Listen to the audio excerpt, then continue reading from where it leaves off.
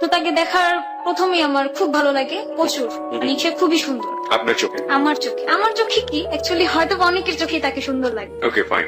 তারপর সে আমাকে দেখার পর সেও আমার দিকে তাকিয়ে থাকে প্রায় 2-3 মিনিটের মতো, মনে হয় আমার লাইফে কোনো ছেলের দিকে আমি তাকিয়েছিলাম। ক্লাস 8 পড়া অবস্থায়? হ্যাঁ। ওকে। বিকজ আমার এর আগের লাইফটা, আমার যদি কেউ আমাকে জিজ্ঞেস করতো যে তোমার বয়ফ্রেন্ড কে, আমি বলতাম আমার বই আমার বয়ফ্রেন্ড। পরিচয় হবার আগে? মানে যদি কখনো মানে এর আগে আমার রিলেশন হওয়ার আগে। তো সেটাই বলছি যে ছেলেদের সাথে রিলেশন হবার আগে আপনি এরকম ভাবে পরিচয় দিতেন সবার কাছে, মানে বলতে ভালো লাগতো আপনার, তাই তো? হ্যাঁ। তারপর? কারণ আমি আমার পড়াশোনাটাকে, আমার নিজের জিনিসটাকে আমি খুব বেশি দিতাম গ্রহণ। আমি চিন্তা ভাবনা এটাই ছিল যে না, আমি কখনো রিলেশন করবো না, এটা সেটা। বাট লাভ তো এমন একটা জিনিস, না চাইতো আইসা পড়ে লাইফ। তো তখনই হঠাৎ তার সাথে আমার পরিচয় হয়। তো সে বাইকে ছিল আর আমি রোডে ছিলাম। তো জ্যাম ছিল আর আমাদের পুরান ঢাকায় তো অনেক মানুষ, তো হাঁটা চলাতেও দাঁড়াইতে হয়। তা আমিও দাঁড়াইছিলাম, সে তার বাইক নিয়ে দাঁড়াইছিল। সেদিন সে সাদা শার্ট পরা ছিল, এত সুন্দর লাগতেছিল। আমার লাইফের ফার্স্ট কোন ছেলেকে আমার অনেক ভালো লাগে। তো সেও আমার দিকে অনেকক্ষণ তাকিয়ে থাকে। তো কিছুক্ষণ পর সে তার বাইকটা রেখে আমার পিছিয়ে পিছিয়ে আসা শুরু করে। আস্তে আস্তে আস্তে আমার বাড়ি পর্যন্ত আসে। তারপর সেই বাড়ি থেকে আমি আবার মার্কেটে যাই, আমাদের এখানে নবাবগঞ্জ মার্কেট আছে, সেখানে যাই। তো সেখানে সে আমাকে পিছিয়ে পিছিয়ে বলতেছে যে এক্সকিউজ মি, আপনার নাম থেকে আমি জানতে পারি? তো আমার সাথে আমার একটা ফ্রেন্ড ছিল, তো বলতেছে যে কার? আমার। ও ফ্রেন্ড জিজ্ঞেস করতেছে। তো বল কি আপনার নাম? আমি যে মেয়েটার কথা জিজ্ঞেস করতেছি। তো পরে বলতেছে কি আমার ফ্রেন্ড যে তোর নাম জিজ্ঞেস করে বলতো। পরে বলি আমার নাম তিথি। তো আপনার নাম কি? বলে আমার নাম পিয়াজ। তো আমার ফ্রেন্ড ওকে বলতেছে কি পিয়াজ না পিয়াজ কোনটা? ওকে। তো পরে ও বলতেছে না পিয়াজ। ও বলে ও পিয়াজ, আদা রসুন পেঁয়াজ। আচ্ছা বুঝতে পারছি। তারপর সে সেদিন বলতেছে যে আমার সাথে ফ্রেন্ডশিপ করবা। তো আমি বলতেছি যে দেখা যাক, চিন্তা করি দেখি আমি। তারপর কি হলো, ভিড়ের মধ্যে আমি ওকে হারাই ফেললাম, ও আমার হারাই ফেললো। তারপর যে দেখা হয় 1 মাস পর 11ই জানুয়ারি। ওকে। তো তখন সে আমাকে দেখলো। তখন আমার সাথে আমার মেয়ে আপু ছিল, যারে আমি সিংহের মতো ভয় পাই ওকে। প্রচুর। যার কারণে আমি মানে ওর দিকে তাকিয়েও বারবার আমার চোখ ফিরিয়ে নিতেছি, যে আমি তো তাকাইলে আমি আমার চোখ ফিরাতে পারবো না। তো তখনও সে বলতেছে যে তোমার নাম্বারটা দাও, তোমার নাম্বারটা তো নেওয়া হলো না। সেদিনও আমার ব্যাড লাক, আমি নাম্বারও নিতে পারলাম না, ওর সাথে কোনো কিছুই হলো না। তারপর যে দেখা 19শে জানুয়ারি আমাদের পার্কে মেলা হয়, বৈশাখীর মেলা। তো এই মেলাতে অনেকদিন গেছিলাম আমি। তো সেদিন যাওয়ার সময় আমি বারবার গটরে বলতেছিলাম যে আল্লাহ প্লিজ প্লিজ আমি যেন ওর সাথে দেখা হয়, আমি যেন ওর নাম্বারটা পাই। তো সেদিনও দেখা হয়, কিন্তু সেদিনও আমি নাম্বার পাই না। তারপরে পর দিন যাওয়ার পরে সে নাম্বারটা দেয়। নাম্বার নেওয়ার পরে তার সাথে আমার কথা হয়। তো আমাকে ফার্স্টে ফোনে বলতেছে যে তুমি কি আমাকে তোমার বডিগার্ড বানাবা? তো আমি বলছি আমার বডিগার্ড কেন আপনি হতে চান? পরে বলে কি না, বডিগার্ড হলে তো সবসময় আমি তোমার সাথে সাথে থাকতে পারবো, পাশে পাশে থাকতে পারবো। তো আমি বলছি কি না, এত সুন্দর একটা ছেলের বডিগার্ড বানানো যায় না, আমার ফ্রেন্ড বানানো যায়। পরে বলে কি যাক, আমি তো ধন্য আমার জীবন, আমার ফ্রেন্ড তো বানাইছেন। তো এভাবে ফ্রেন্ডশিপ রিলেশন হয়, রানিং কথা হইতো। তো ফার্স্ট একদিন 4ই ফেব্রুয়ারি সে আমাকে বলতেছে যে তিথি আমি একটা মেয়ের পছন্দ করি। তো আমি বলতেছি যে মেয়ের পছন্দ করো কেন? তুমি তো বলছো যে তোমার লাইফে আমি ছাড়া অন্য কোনো মেয়ে নাই। মানে একটু খুবই ফার্স্ট যাচ্ছি আমরা, মানে আপনি থেকে আপনি তুমিতে চলে এসেছেন, তার মানে মাঝখানে আপনাদের কথোপকথন হয়েছে বা এক ধরনের বলা যেতে পারে যে মেন্টাল আন্ডারস্ট্যান্ডিং গ্রো করেছে দুজনের মধ্যে, রাইট?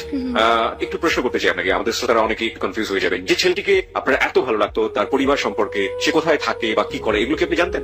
হ্যাঁ, সে আমাদের এলাকারই ছেলে, আর তারা হচ্ছে এক ভাই এক বোন। মানে আপনি এটা আগে থেকেই জানতেন মোটামুটি? হ্যাঁ, তার কাছ থেকে আপনি জেনেছেন? জানা হয়। আর এমনি কি ছোটবেলাতে আপনি এই যে ভালো লাগার যে ব্যাপারটা ঘটলো, তার আগে কি কখনো আপনি তাকে দেখেছেন? না না, তখন হ্যাঁ প্রথমে সে মানে তখন আমাদের এলাকায় ফার্স্ট আসছে। তার আগে তার গ্রামের বাড়ি হচ্ছে যশোর, সেখানে ছিল। ওকে। তো এছাড়াও আমি ছোট থেকে ভাবতাম যে আমি যখন প্রেমে পড়বো তখন অনেক কিছু আমার মাঝে কাজ করবে, যেটা ওনার ক্ষেত্রে আমার হয়েছে। যে সে আমার সামনে আসলে মনে হইতো যে আমার আশেপাশে কেউ নেই, শুধু ওই আর আমি ছাড়া। অনেক কিছু ফিল করতো, হার্টবিট সরা শুরু করতো। যেটা মেনলি হচ্ছে যখন আমি প্রেমে পড়ি তখন আমার কানের সামনে সবসময় একটা গান বাজতো। সেটা মানে গান বাজুক আর না বাজুক আমার কানে বাজতো, আমার মনে বাজতো। কি গান বাজতো? সেটা হচ্ছে যে হো গায়া হে তুঝকো তো প্যার সাজিনি লাখ কার লেন কার সাজিনি, এই গানটা। ওকে ওকে। এই গানটা কি ও গাইতে পারতো? না না, ও গাইতো না। বাট আমি যখন বুঝতে পারি যে না হ্যাঁ আমার তাকে ভালো লেগে গেছে বা কিছু, তখন আমি নিজেই সারাদিন গাইতাম। ওকে, আপনি ক্লাস 8-এই ছেলেটার প্রেমে পড়ে গেলেন এবং এটা আসলে আপনাদের দুজনের ক্ষেত্রে আপনি থেকে তুমিতে আসার ক্ষেত্রে খুব বেশি সময় লাগার কথা না, কারণ দুজনের মনে যেহেতু দুজনের জন্য একটা জায়গা তৈরি হয়ে গেছে পরিচয় হওয়ার আগে, শুধুমাত্র দেখি আমরা বলতে পারি। তারপর তুমি থেকে রিলেশন, হ্যাঁ বুঝতে পারছি যে আমি তাকে লাভ করি। তো তারপর 4ই ফেব্রুয়ারি কথা বলতেছিলাম, সেদিন সে আমাকে বলে যে আমি একটা মেয়েকে পছন্দ করি, বাট আমি তাকে প্রপোজ করতে পারছি না। তো কিভাবে প্রপোজ করবো আমার একটু বলো তো। তো বলছি যাও মেয়েটার সামনে যে ডাইরেক্ট বলো মেয়েটারে যে আমার তোমাকে ভালো লাগে, তোমার কি আমাকে ভালো লাগে কিনা। ওকে, তো সেদিন ওর সাথে ফার্স্ট আমার বাহিরে যাওয়া। পিয়াস হচ্ছে ওর নাম, যার সাথে আপনি প্রথম বাইরে যাচ্ছেন।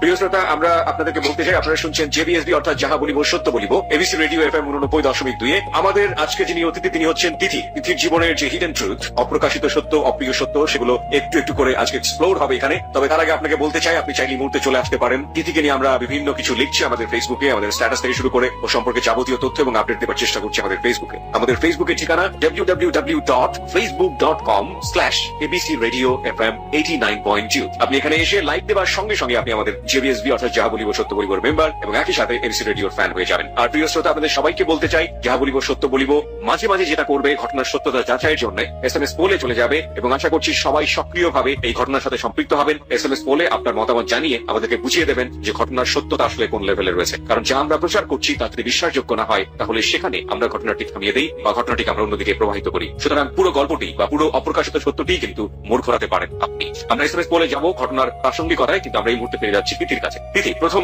বাইরে যাচ্ছে, তারপর? হ্যাঁ, প্রথম বাহিরে যাওয়া সেটা হচ্ছে লালবাগ কেল্লায়। তো ব্যাড লাক ছিল যে আমি 5টা বাজে বেবি, তো বন্ধ ছিল। তো সেদিন সে আমাকে বর্ণনা দিচ্ছে সে মেয়েটার, যে সে মেয়েটা কেমন, সে মেয়েটা কি কালার পছন্দ করে, কি কি পছন্দ করে, তো আমাকে বলতেছে। তো আমি ফার্স্টে যখন শুনলাম যে একটা মেয়েকে পছন্দ করছে, তখন আমার খুব খারাপ লাগছে যে আমি ফার্স্ট কাউরে পছন্দ করলাম আর সেও কি আরেকটা মেয়েটা পছন্দ করে। তো পরবর্তীতে যখন বর্ণনাগুলো আমি দেখি যে হ্যাঁ, বর্ণনাগুলো সবকিছুই আমার সাথে মিলতেছে, তো তখন বোঝা গেল যে না, সে মেয়েটাই আমি। তো অনেক খুশি হলাম যে যাক, আমি সে মেয়েটা যাকে ও এত পছন্দ করে। পরে বললো যে আমি সে মেয়েকে যদি কখনো না পাই তো আমি মরে যাবো, আমি ওকেই চাই, যে কোনো মূল্যে হোক আমি চাই। তো আমি বলতেছি তুমি এক কাজ করো, তাকে প্রপোজ করে। তো আমি যখন বাসায় আসি, তো তার ফ্রেন্ড আমাকে বলতেছে যে আপু, পিয়াস যা যা আপনাকে বললো তা সম্পূর্ণটাই আপনাকে বলছে, আপনি কি বুঝতে পারছেন? তো আমি বললাম যে হ্যাঁ, আমি তো বুঝতে পারছি যে সে আমাকে বলছে, আমার কথা বলছে। পরে বললো যে আপনি কি বলেন? তো আমি বলতেছি যে হ্যাঁ, আমিও হ্যাঁ বলছি যে আমিও তাকে লাইক করি। পরে সেই বন্ধু যে ওকে বললো যে না, তিথি তোমায় লাইক করে না, তিথি অন্য কাউকে লাইক করে। তখন আমার মোবাইল ছিল না, আমি মোবাইল ফোন ইউজ করতাম না। তো আমার খালার বাসায় যখন চলে যাই, তখন 2 দিন ওর সাথে আমার কোনো কন্ট্রাক্ট হয় না। তারপর 2 দিন পরে বাসায় আসি, সেদিন 7ই ফেব্রুয়ারি ছিল। তো সেদিন তার সাথে কথা হয়, তো তার বন্ধু আমাকে ফোন দিয়ে বললো যে পিয়াস তো হসপিটালে ভর্তি, কিছুক্ষণ পর বাসায় আনবে। তো আমি বলতেছি যে কি হয়েছে? তো বললো যে সে তো কিছু ঘুমের ট্যাবলেট খেয়ে ফেলছে। তো আমি বললাম ঘুমের ট্যাবলেট কেন খেয়েছে? তো বলতেছে যে আমি কিছু জানি না কেন খেয়েছে, আমি তো এর জন্য জিজ্ঞেস করছি যে তোমার সাথে কিছু হয়েছে কিনা। তো মানে ওর সাথে আমার রিলেশনই হয়নি, যে রিলেশন হবে, ঝগড়া হবে, তারপর বয়ফ্রেন্ড কিছু করবে। তো তার 1 ঘন্টা কি 1.5 ঘন্টা পর আবার আমাকে ফোন করে। ফোন করার পর বললো যে পিয়াসকে বাসায় আনা হয়েছে, তুমি কি কথা বলতে চাও? তো আমি ওর সাথে কথা বলতে চাইলাম, তো দিন দিল, দেওয়ার পরে কথা বলতেছি। তো আমি বললাম যে কি হয়েছে, কেন এরকম করছো, এটা করা ঠিক হয়নি, তোমার ফ্যামিলিতে অনেক কষ্ট হবে, তুমি তোমার ফ্যামিলির একমাত্র ছেলে, ভুল করো না, এরকম করা ঠিক না। তো বলতেছে যে না, আমি যাকে লাইক করি সে আমাকে লাইক করে না, সে অন্য কাউকে লাভ করে, তো আমার এটা অনেক কষ্ট লাগছে, এর জন্য আমি এরকম করছি। তো আমি বলতেছি যে তুমি কাকে লাইক করো, আমি মানে ওর মুখ থেকে বের করবো, আমি বলবো না কিছু। এর জন্য ওরে বারবার ফোর্স করতেছি কাকে লাইক করো, কাকে লাইক করো, আমার বললো, তুমি বলো, আমি যে তারে নিয়ে আসবো। আমি একটু ইন্টারাপ্ট করতে চাই দিদি, আপনি তো জানতেন ছেলেটা আপনাকে লাইক করে, আপনি বুঝেও গিয়েছেন, রাইট? কিন্তু তারপরও আপনি তার মুখ থেকে এটা শুনতে চাচ্ছেন, এবং সেজন্য যদি 8-10টা ঘুমের ওষুধ শেখায় তাতে আপনার কোনো সমস্যা নেই, কিন্তু তাকেই সেটা বলতে হবে। প্রিয় শ্রোতা, আমরা একটু ফানি হলেও এই জায়গাটিতে একটু এসএমএস বলে যেতে চাই। একটা কথা আছে যে প্রপোজ করবার ক্ষেত্রে মেয়েরা সবসময় এক্সপেক্ট করে যে ছেলেরাই আসলে করবে, এবং একটা মেয়ে যদিও জেনে যায়, ওভার কনফার্ম হয়ে যায় যে ছেলেটা আসলে তাকে পছন্দ করছে, কিন্তু কোনোভাবেই মেয়েটা মানে ছেলেটা আগে না বলা পর্যন্ত মেয়েটা নিজের থেকে কখনোই বলে না যে আমি তোমাকে পছন্দ করি। 2-1টা ব্যতিক্রম ছাড়া মোস্ট কমন ফিচার হচ্ছে এটা। আপনি কি এটা বিলিভ করেন? যদি আপনি বিলিভ করেন তাহলে আপনি লিখবেন ইয়েস, কারণ আমরা বিশ্বাস করি যে প্রত্যেকেরই জীবনে ভালোবাসা এসেছে এবং কোনো না কোনো ভাবে প্রত্যেকেই অভিজ্ঞতার মধ্যে দিয়ে গিয়েছেন। আমরা একটু জানতে চাই যেটা সিচুয়েশনটা আসলে কি। আপনি যদি বিলিভ করেন তাহলে আপনি লিখবেন ইয়েস, আপনি যদি বিলিভ না করেন এবং আপনি যদি মনে করেন যে না মেয়েরাই করতে পারে বা মেয়েরাও আসলে 50-50, মেয়েরাও করে ইকুয়ালি, তাহলে আপনি লিখবেন নো, NO নো লিখে পাঠিয়ে দেবেন 8920 নম্বরে। খুব দ্রুত পার্টিসিপেট করতে হবে, কারণ একটু পরপরই আমরা এসএমএস বলে যাবো এবং আমরা ঘটনার সত্যতা আসলে কোন পর্যায়ে রয়েছে সেটা রেজাল্ট আপনাদেরকে জানিয়ে দেবো। এসএমএস পোল নিয়ে কাজ করছে আরজে সুমন এবং সাউন্ড এডিটর মঞ্জু। আমরা আবারও ফিরে যাচ্ছি সত্য উদ্ঘাটন। তারপর সে তখন অনেক কিছু ফোর্স করার পর বলে কি তুমি বুঝো না, আমি তো তোমাকে লাইক করি, তুমি এত বোকা কেন, তুমি বুঝতেছো তারপর তুমি আমাকে ফোর্স করতেছো কেন? আমাকে ঘুমের ওষুধ খাওয়াচ্ছে।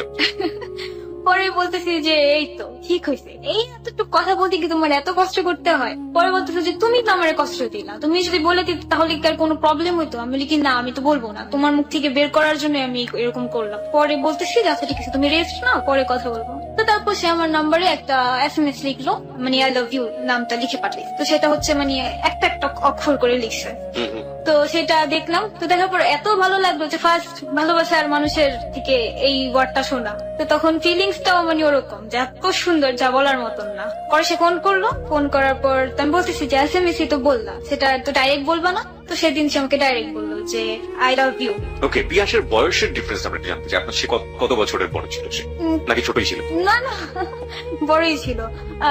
এটা আমি ঠিক বলতে পারতেছি না। আপনার আনুমানিক আপনার যে বয়সে থাকেন এরকম দেখে মনে হয় অনেক সিনিয়র আমার চেয়ে, বা দেখে মনে হয় যে আমার যে বয়সে একই পাশাপাশি প্রায়। হ্যাঁ, এরকমই হবে যে আমার পাশাপাশি 2-3 বছরের বড়। 2-3 বছরের বড়। আপনি তখন ক্লাস 8 এ পড়ছেন, তার মানে ক্লাস 10 এ বা হ্যাঁ, ক্লাস 10 এ এসএসসি দিবে, মানে নিউ 10 এ আছে। ওকে, তাহলে তো একেবারেই বলা যায় যে 2 থেকে 2.5 বছরের বড়। হ্যাঁ। তারপর সে SMS এ বললো, তারপর ডাইরেক্টও বললো। তো ডাইরেক্টলি বলার পর আমাকেও বললো যে তুমি বলো, তুমি কেন বলবো না। তো আমিও তাকে উত্তরটা দিলাম। তো সেদিন ফার্স্ট কাউকে বলছি আই লাভ ইউ টু, তো অনেক ভালো লাগলো প্রচুর। তারপরে এইভাবে আমাদের রিলেশনটা চলতেছে। আর তার এক সপ্তাহ পরেই হচ্ছে ভ্যালেন্টাইন্স ডে। ভ্যালেন্টাইন ডে, ওকে, ভালোবাসার দিবস। ভালোবাসার দিবস। জি। তো এভাবে এক সপ্তাহ ভালো কথা চললো। তো এক সপ্তাহ ভালো কথা, তো ভ্যালেন্টাইন্স ডে দিন সকালে সে আমাকে ফোন দিয়ে বলতেছে যে আমি তোমার সাথে আজকে বের হবো, তুমি কোথাও যাবা না। তো আমি বলছি আচ্ছা ঠিক আছে। তো আমি বললাম যে তুমি কোথায় আছো। পরে বললো যে আমি তো এয়ারপোর্টে আছি, আমার ভাইয়া একটা বাইরে যাবে, তো আমি এয়ারপোর্ট থেকে এসে আমি তোমাকে নিয়ে যাবো বাইরে। তো তার জন্য আমি রেডি টেডি হইলাম, সুন্দর ড্রেস পরে গোসল করে সাজছি সেদিন অনেক সুন্দর করে, প্লাস বয়ফ্রেন্ডের সাথে ডেট। তো রেডি হয়েছি, আমার ফ্রেন্ড বের হয়েছে তাদের বয়ফ্রেন্ডদের নিয়ে, তো আমি তাদের সাথেই বের হয়েছি। বের হওয়ার পরে মানে আমি ভাবছি যে আমি তো ওখানে যাই ফোন দিই। 4টা বাজে বের হয়েছি আমি, তো 4টা 4:30টার দিকে আমি ফোন দিছি, তুমি কোথায় আসো। পরে বলতেছে যে আমি আসতেছি, তারও আসতেছি। এরকম করলাম 4টা 4:30টা, তো 5টা বাজে তার মোবাইল অফ, তার কোনো খোঁজ নেই। তো সেদিন লাগলো প্রচুর ফাটাফাটি ঝগড়া। সেদিন আমি মনে হয় কাউরে তুই করেও বলছি ওরে যে তুই আমার আর ফোন দিবি না, তোর সাথে আমার কোনো কথা নেই। জীবনের প্রথম ডেট যেটা বলতে পারি আমরা, যে সুইট মোমেন্ট হওয়ার কথা, সেটা প্রথমে এরকম কষ্টের হলো, এবং সেই কষ্টের বহিঃপ্রকাশ হচ্ছে প্রচন্ড রাগারাগি।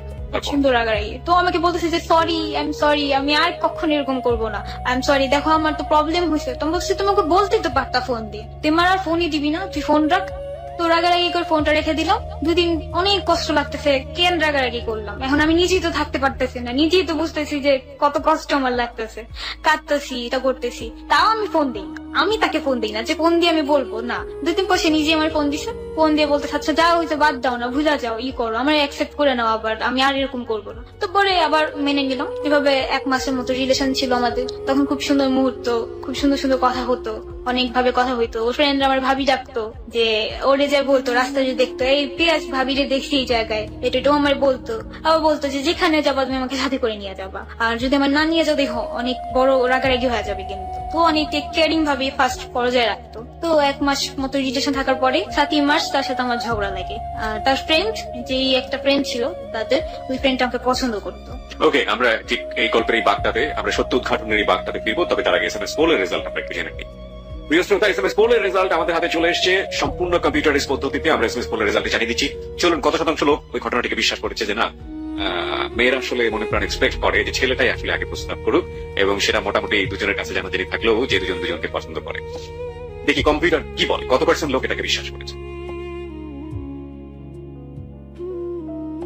Yes, 95%. No, 4%. No comments, 1%.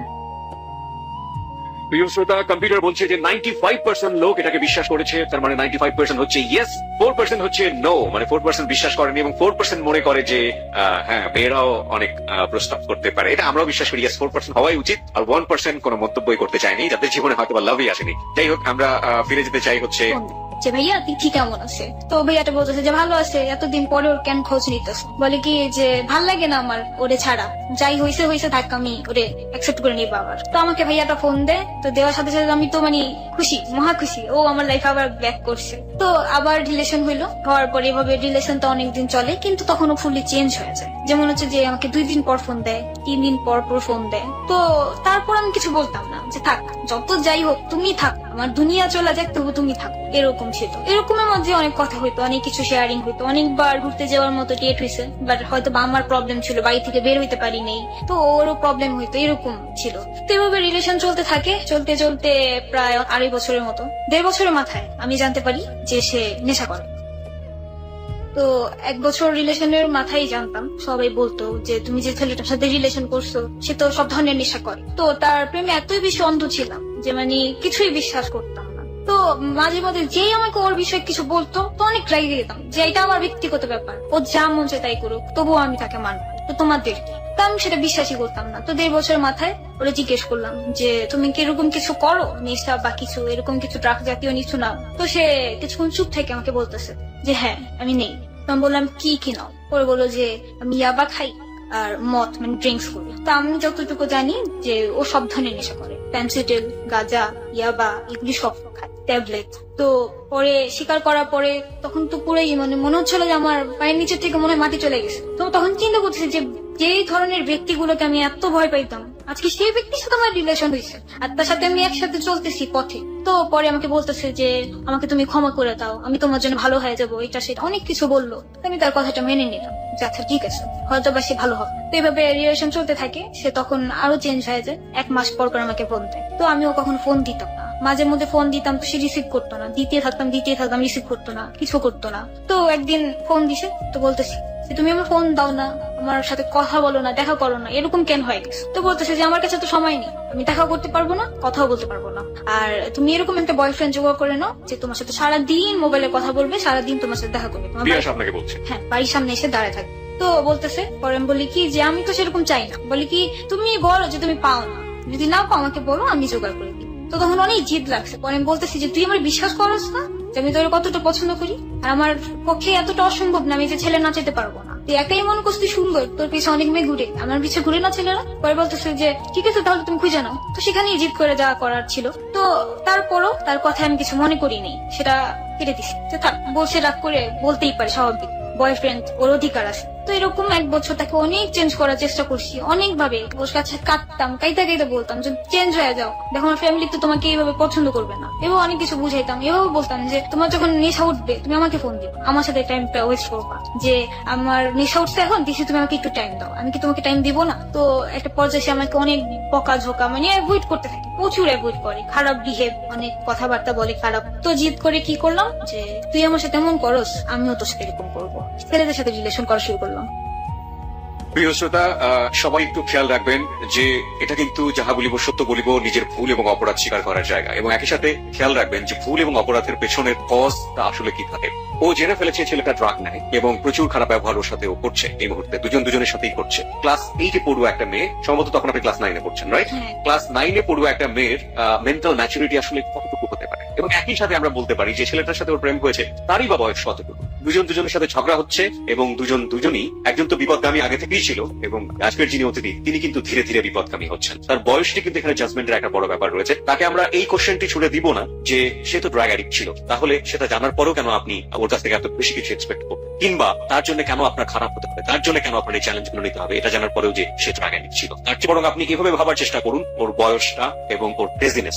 তারপর ফার্স্ট আমার রিলেশন যে ছেলের সাথে হয় সেটা হচ্ছে আমার বোনের বান্ধবীর ভাই। তো সে আমাকে ফার্স্ট দেখে, তার সাথে আমার ছোটবেলায় খেলা হইতো, বাট বড় হওয়ার পরে দেখা হয়নি। বড় হয়ে দেখার পর সে আমাকে পছন্দ করার পর আমার নাম্বারটা আমার মোবাইল থেকেই নেওয়ার পরে তো একদিন রাতে হঠাৎ আমাকে ফোন দেয়, ফোন দিয়ে বলে যে আমি ইয়াসিন, আমি তোমাকে পছন্দ করি। তো আমি বলছি পছন্দ করো, ভালো কথা, পছন্দ করো, তা আমি এখন কি করবো? তো বলতেছে যে আমার মনটা তুমি কাচের মতো ভেঙে দিও না, তুমি আমাকে অ্যাকসেপ্ট করে নাও। তো তখন বলি আচ্ছা আমি তোমাকে 1/2 ঘন্টা পর জানাবো। 1/2 ঘন্টা আমি চিন্তা করলাম। কি বললেন 1/2 ঘন্টা পর? 1/2 ঘন্টা পর বললাম যে হ্যাঁ আমিও তোমাকে লাইক করি, বাট তাকে আমার মোটেও ভালো লাগতো না। এটা মিথ্যা ভাবেই বললেন? মিথ্যা ভাবে। এবং এটা আপনি কেন বললেন? এটা এজন্য বসি যে আমার মন যে ভাঙছে আমিও ছেলেদের মন ভাঙ, আর সে আমাকে চ্যালেঞ্জ করছিল যে সে মেয়ে পটাতে পারে, আমি পারি না। তো আমি তার চাইতে বেশি পারি সেটা দেখানোর জন্য, তাকে দেখানোর জন্য। তো রিলেশন করার পর আমি কোনো না কোনো একভাবে আমার ওই বয়ফ্রেন্ডের এক্স বয়ফ্রেন্ড পিয়াসের কানে ঢুকাই। তো তখন ঝগড়াই চলতেছে, যার কারণে সে আমার লাইফে আসে নাই। শোনার পর যে আমার ইয়াসিনের সাথে রিলেশন দিয়েছে, তো ইয়াসিনের সাথে রিলেশন হওয়ার পর সে ছেলেটা আমাকে এত বেশি পছন্দ করে ফেলে, প্রচুর পরিমাণের উইক হয়ে পড়ে আমার প্রতি।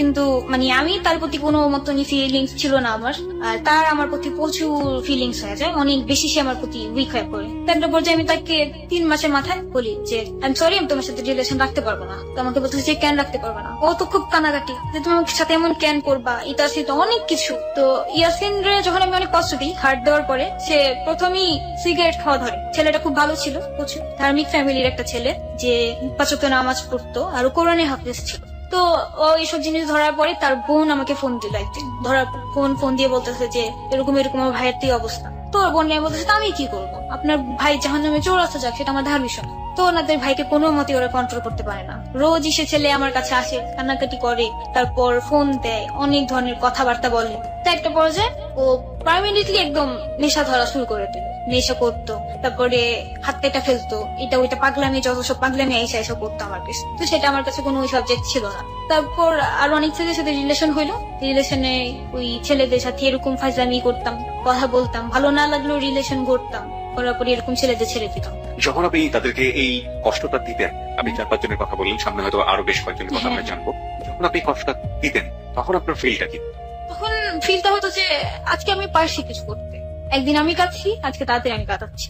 আপনি পিয়াসের ভুলগুলো আপনি অন্য কারোর কাছে গিয়ে তাদেরকে শাস্তি দিয়ে আপনি নিজের মনের ক্ষোভটা মেটানোর চেষ্টা করেন। হ্যাঁ, ওকে, তারপর এরপর মাঝখানে তারপর কিছুদিন বন্ধ যায়, কারণ পিয়াস আবার আমার লাইফে আসে।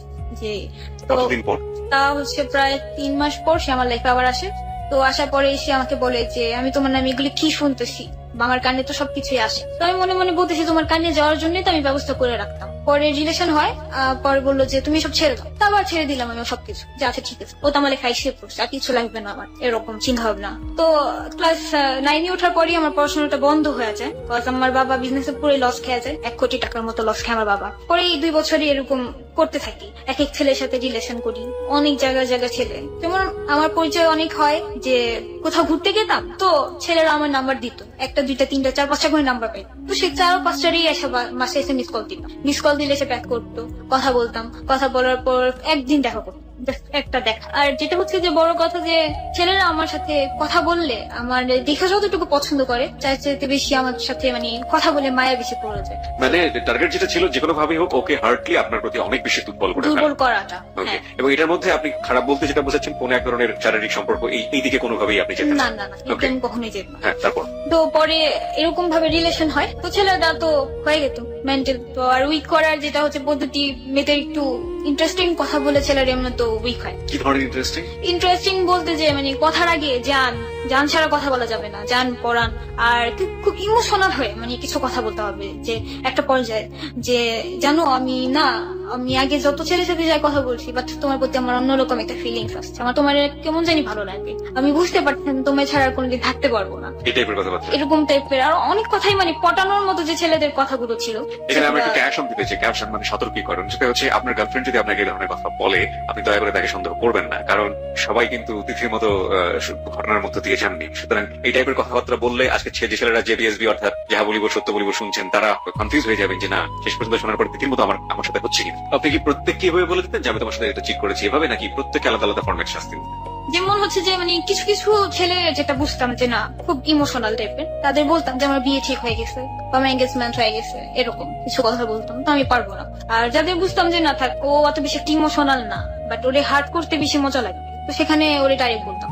তো এরকম কথা তো অনেক চেত ছেলেরা চেত, কিন্তু চেতলেও বা বলতো যে চেতছি যাই করছি, বাট ভালো তো বাসি কিছু করতে পারতেছি না। তো সবসময় ছেলেরা একটা কথাই বলতো যে তুমি একদিন বুঝবা, তুমিও একদিন কাঁদবা।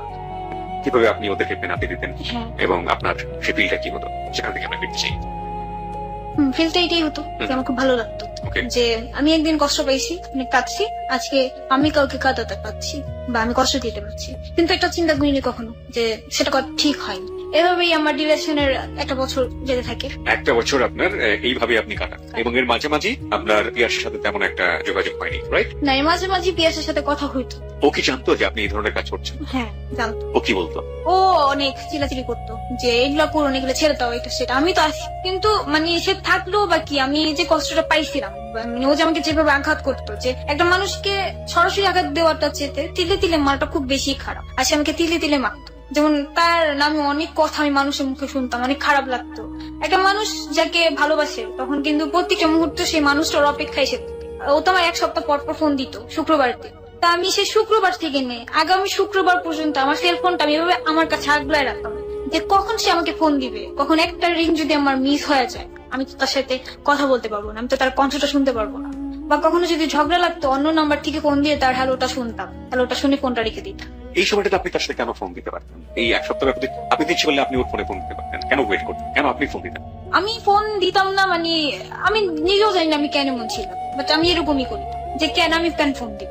আমার তো কোনো অপরাধ ছিল না, তার অপরাধ, সে আমাকে ফোন দিয়ে সরি বলবে, কেন আমি ফোন দিব, সে আমাকে পারে না আমাকে মানাতে, এরকম চিন্তা ভাবনা আমার মাঝে ছিল। তো এছাড়া আমি দিতাম মাঝে মাঝে, যখন মানে না পারতাম, যে ধরে রাখতে পারতেছে না নিজে, তখন ফোন দিতাম। তো তখন সে আমার ফোন রিসিভই করতো না, 10 বার 20 বার এভাবে ফোন দিতেই থাকতাম, রিসিভ করতোই না। প্রায় 1 সপ্তাহ পরে যখন ওর টাইম হবে সেদিন ফোন দিয়ে কথা বলবে। তখন যদি জিজ্ঞেস করতাম ফোন দিচ্ছিলাম ধরো নাই কেন, তখন বলতো যে কই আমি তো তোমার ফোন দেখি নাই, তুমি ফোন দাও না। তো এরকম বলতো। তো প্রায় ফোন দিতাম, একই সময় দেখতাম মেয়ে রিসিভ করতো, জানতাম না মেয়ে কি হয়, বোন না কি, আই ডোন্ট নো, বাট কয়েকটা মেয়ে রিসিভ করছিল কয়েকবার। তো এছাড়াও ফ্রেন্ডদের মুখে শুনছি যে এই তো দেখলাম পিয়াসরে একটা মেয়ের সাথে ঘুরতেছে। ইভেন আমার বড় বোন যে, মানে আমার বড় যে, তার সাথে আমি কিছু শেয়ারিং করতাম কিছু কথা, তো ওরেও বলতাম। তো প্রায় বাইরে বেরোলে বলতো যে আমি আজকে না পিয়াসরে দেখছি, তো পিয়াস আমায় দেখে মানে লুকায় গেছে। তো কথাগুলো শুনতাম তো অনেক খারাপ লাগতো যে আমার বয়ফ্রেন্ডে মানুষ দেখতেছে, তো আমার নিজের একটা ইনসাল্ট যে কেমন যে তিথি রিলেশন করে, কেমন ছেলের সাথে রিলেশন করছে, যে 1000টা মেয়ের সাথে রিলেশন করে। তো এইসব জিদি মানে যেটা কাজ করতো যে অন্য ছেলেদের প্রতি, যে আমি যদি আজকে তাদের শিক্ষা দিতে পারি, তার অন্য কোনো মিলে শিক্ষা দিবে না, আমার মতো কষ্ট কেউ পাবে না। তখন মানে ওই কষ্টটা আমার কাছে অনেক বড় লাগতো, প্রচুর বিশাল বড়, যে আমি মহা বড় কষ্টে পড়ে গেছি।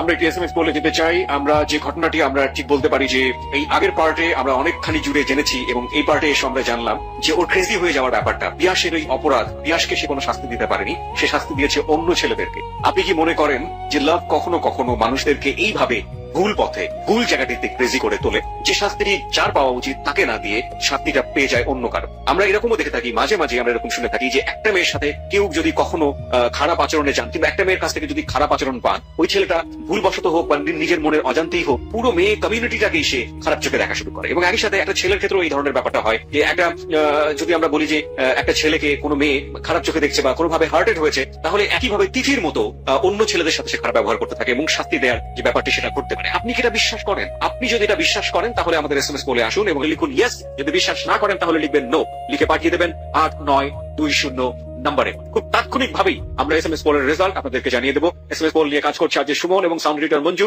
সম্পূর্ণ কম্পিউটারাইজ পদ্ধতিতে আপনাদেরকে একটু পরে রেজাল্টটি জানিয়ে দেওয়া হবে যে কত পার্সেন্ট লোক এটাকে বিশ্বাস করেছে এবং কত পার্সেন্ট লোক এটাকে বিশ্বাস করেনি। এই এসএমএস পোলটি খুবই গুরুত্বপূর্ণ এবং এসএমএস পোলের পার্টিসিপেশনটা খুবই গুরুত্বপূর্ণ এই কারণে যে আমরা আসলে বুঝতে চাই আমাদের শ্রোতাদের কাছে ঘটনার যে ব্যাপারটি আমরা উদ্ঘাটন করছি সেটা আসলে কোন পর্যায়ে রয়েছে, বিশ্বাসের কোন লেভেলে রয়েছে। আমি এখানে একটি কথা সবাইকে স্পষ্ট করে বলতে চাই, এখানে যদি আমাদের লিসনারদের বিশ্বাসযোগ্যতার লেভেলটি অনেক নিচে নেমে আসে এবং অবিশ্বাসের জায়গাটি যদি অনেক বড় হয়ে যায়, তাহলে যে জায়গাটিতে এই ঘটনাটি ঘটবে সেখানেই আমরা গল্পটা থামিয়ে দেবো এবং এমনও হতে পারে গল্পটির প্রচার সেখানেই বন্ধ হয়ে যাবে, অথবা গল্পের মোড়টা আমরা ওই জায়গাটি থেকে ঘুরে অন্যদিকে নিয়ে যাওয়ার চেষ্টা করবো। এবং বুঝতেই পারছেন যে এসএমএস পোলে আপনাদের কমেন্টসটি বা মতামতটি কতটা গুরুত্বপূর্ণ। আমরা অপেক্ষা করছি আপনার এসএমএস পোলের জন্য। আমরা সত্য উদ্ঘাটন প্রক্রিয়াটি আরো একটু এগিয়ে নিয়ে যেতে চাই। আপনারা সবাই অংশগ্রহণ করুন, ইয়েস অথবা নো লিখে 8920 নম্বর। পৃথিবী তারপর এভাবে রিলেশন চলতে থাকে আমাদের ছেলেদের সাথে, কথা হইতো, দেখা হইতো। তো আমার আবার ছিল যে আমি রিলেশন করতাম, কিন্তু কখনো কোনো ছেলের থেকে কিছু নেওয়া এগুলো আমার পছন্দ ছিল না। মানে কোনো ছেলের সাথে ওই দিক থেকে বেমানি করতাম না, টাকা পয়সার দিক থেকে, জাস্ট রিলেশন নিয়ে, যে হ্যাঁ রিলেশন করব, তুমি আমাকে পছন্দ করো, এটাই আমার জন্য অনেক বেশি, যে আমি আমার বয়ফ্রেন্ডকে জানাইতে পারলেই চলে। তো তার কানে অনেক কিছু ঢুকতো যে আমি এরকম অনেক ছেলের সাথে রিলেশন করি, এটা সেটা, অনেক ছেলেকে অনেক ধরনের ভাবে কষ্ট দিই। তো অনেক অপরাধী করছি, আমি স্বীকার করি যে ছেলেদের এভাবে করাটা উচিত হয়নি আমার। আপনি একটু বলবেন যে কতজন ছেলের সাথে আপনি এই ধরনের এই 1 বছরে বা যে সময়টা আপনি করেছেন সেই সময়ের মধ্যে কতজন ছেলের সাথে আপনি এই কাজটি করেছেন? অনেক ছেলে। এই ঘটনাগুলোর মধ্যে 2-1টা ঘটনা যেটা আপনার মনে অনেক বড় দাগ কেটেছে, যতটুকু যে আপনি বলে দিয়েছেন যে আমি শুধুমাত্র আমার মনের ইচ্ছা পূরণের জন্য এটা করেছি, তারপরে সে অনেক বড় ক্ষতি করেছে, এরকম দেখে আমাদের সাথে শেয়ার করবেন? হ্যাঁ, এই যে যেমন আমার ফার্স্ট যেটা যার সাথে আমি রিলেশন করি, সে তো পুরোই বাদ হয়ে গেছে, রাস্তাঘাটের হিরন্তি হয়ে গেছে, যার নাম তো আমি শুনতেছি। হ্যাঁ, আমার মহল্লার যদি কেউ শুনে সে বিশ্বাস করবে যে হ্যাঁ ইয়াসিন যে এখন পুরোই বাদ হয়ে গেছে। আর এছাড়াও বাইরের কিছু ছেলে আছে যারা আমার জন্য অনেক কিছু করছে, ট্যাবলেট টুবলেট খাই ফেলছে। তো বাইরের আরেকজন ছেলে আছে, ও হচ্ছে যাত্রাবাড়ির। তো ওই ছেলে এখনো পর্যন্ত মানে আমার জন্য অনেক কষ্ট পায়, অনেক কিছু করে। তার ফ্যামিলিতে সেও একমাত্র ছেলে, কিন্তু তবুও আমার জন্য অনেক পাগলামি টাগলামি করে। জাস্ট তার কথাই হচ্ছে আমাকে তিথি খাই না তো, যে মানে কথা বলতাম। আমার টার্গেট ছিল যে ফার্স্ট টার্গেট একটা ছেলেকে 3 মাস আমার লাইফে রাখবো, 3 মাস। হ্যাঁ, তারপরে যে আমার দিক থেকে হলো যে মানে বয়ফ্রেন্ডের দায়রা এত বেশি বেড়ে যায় যে তখন আর 3 মাস একজনকে রাখাটা আমার পক্ষে সম্ভব হয় না। তো 1 মাস করে একজনকে রাখতাম লাইফে। 1 মাস আজকেও আছে, কালকে নেই, আবার 1 মাস আজকে হচ্ছে কালকে নেই, এরকম। ওই যে একটা কথা আছে না যে মাছকে যখন বলি দেওয়া হয় মাছ কিন্তু ছটফট ছটফট করে, আপনি দেখছেন নিশ্চয়ই। হ্যাঁ অবশ্যই। ওই কিছু মাছ আছে না যে ক্যাটফিশ বলে যেগুলো, হ্যাঁ, দেখবেন অনেকক্ষণ বেঁচে থাকে, হ্যাঁ, মানে কড়াইয়ে দেওয়ার পরেও দেখবেন যে লাফায়। হ্যাঁ, তো যখন আপনি এই বলিটা দিতেন তাদেরকে আলটিমেটলি তারা তো আপনাকে একদম জেনে শুনে ভালো মনে করেই মানে জীবন সঙ্গী হিসেবে চিন্তা করতো। এবং হ্যাঁ, আর আমার ব্যাকগ্রাউন্ড জেনেই আমার লাইফে ছেলেরা আসতো। আর আসার পরে আমি বলতাম যে আমি কিন্তু অনেক ছেলের সাথে রিলেশন করি বা এটা সেটা, কিন্তু আমি এখন ভালো হয়ে গেছি। এই বিশ্বাসটা তাদের মাঝে আমি ঢুকে, মানে এই বিশ্বাসটা ঢোকানোর জন্য আপনি সত্যটাও বলতেন। হ্যাঁ সত্যটাও বলতাম, আমি সত্য বলেই নিতাম যে আমার রিলেশন ছিল, তার প্রতি জিদ করে আমি ছেলেদের সাথে রিলেশন করছি, আমার প্রচুর ছেলের সাথে রিলেশন ছিল। আর এছাড়াও তারা আমার ব্যাকগ্রাউন্ড জেনেই আসতো, কারণ আমার ফুল মহল্লাই জানে আমি কিন্তু আমার মহল্লা এত ভালো না, আমি এক বছরই তো খারাপ।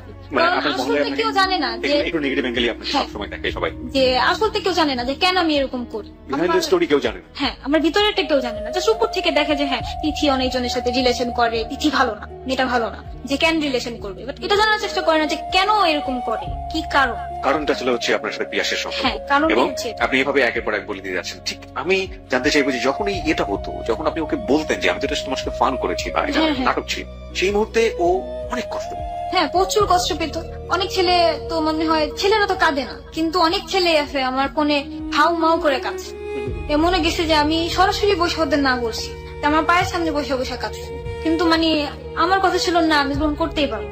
যাদের আমি ইয়ের জন্য নিছি, আমার লাইফের ফান করার জন্য, তাকে আমি কখনো আমার লাইফ পার্টনার বানাতে পারবো না, এটাই ছিল আমার টার্গেট। আর কখনো মানে ওরকম ভালোই লাগতো না, আমি অনেক সুন্দর ছেলের সাথে রিলেশন করছি, তো এটা বলবো না যে না আমার বয়ফ্রেন্ড অনেক সুন্দর ছিল তারপরে আমি সুন্দর ছেলের সাথে রিলেশন করিনি, অনেক নিষ্ঠা ছেলের সাথেও রিলেশন করছি, অনেক সুন্দর ছেলেদের সাথেও রিলেশন করছি। তো এভাবেই রিলেশন। অনেকে এরকম হতো না যে বিশ্বাসই করতে চাইতো না, মনে করছো আপনি ফান করছেন, এরকম হতো না অনেকে? হ্যাঁ, দেখা যায় যে 100 এর মধ্যে 80% যদি আমাকে লাইক করতো, তো 40% লাইক করতো না, তারাও আমার সাথে ফানের করে নিয়ে আসতো।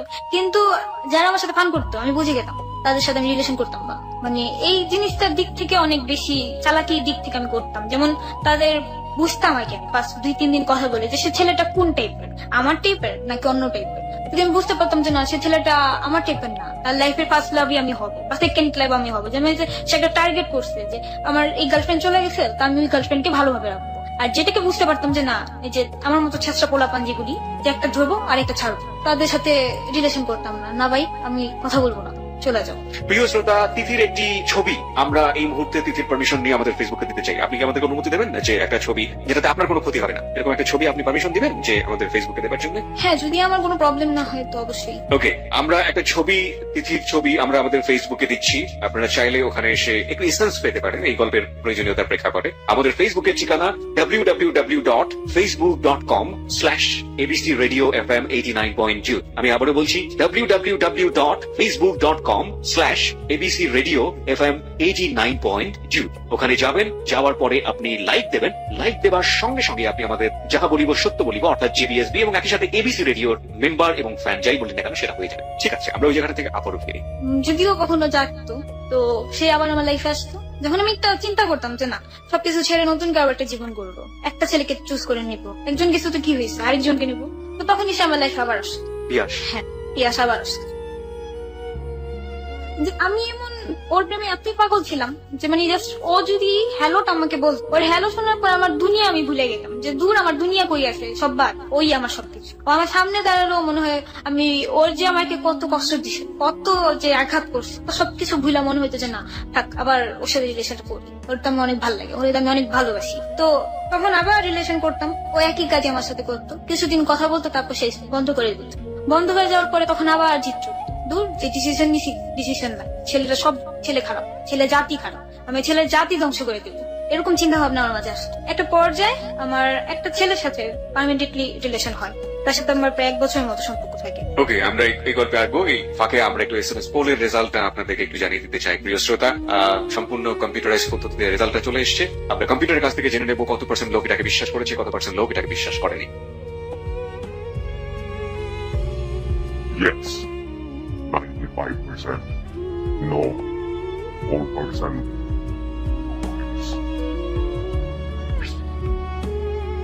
পরে ওর মুখে শুনে আসার পর বাসায় আসার পরে আমি বলতেছি আল্লাহ ছেলে তো সুন্দর না, ছেলে তো আমার পছন্দের মতো না, তাহলে তো রিলেশন রাখা যাবে না।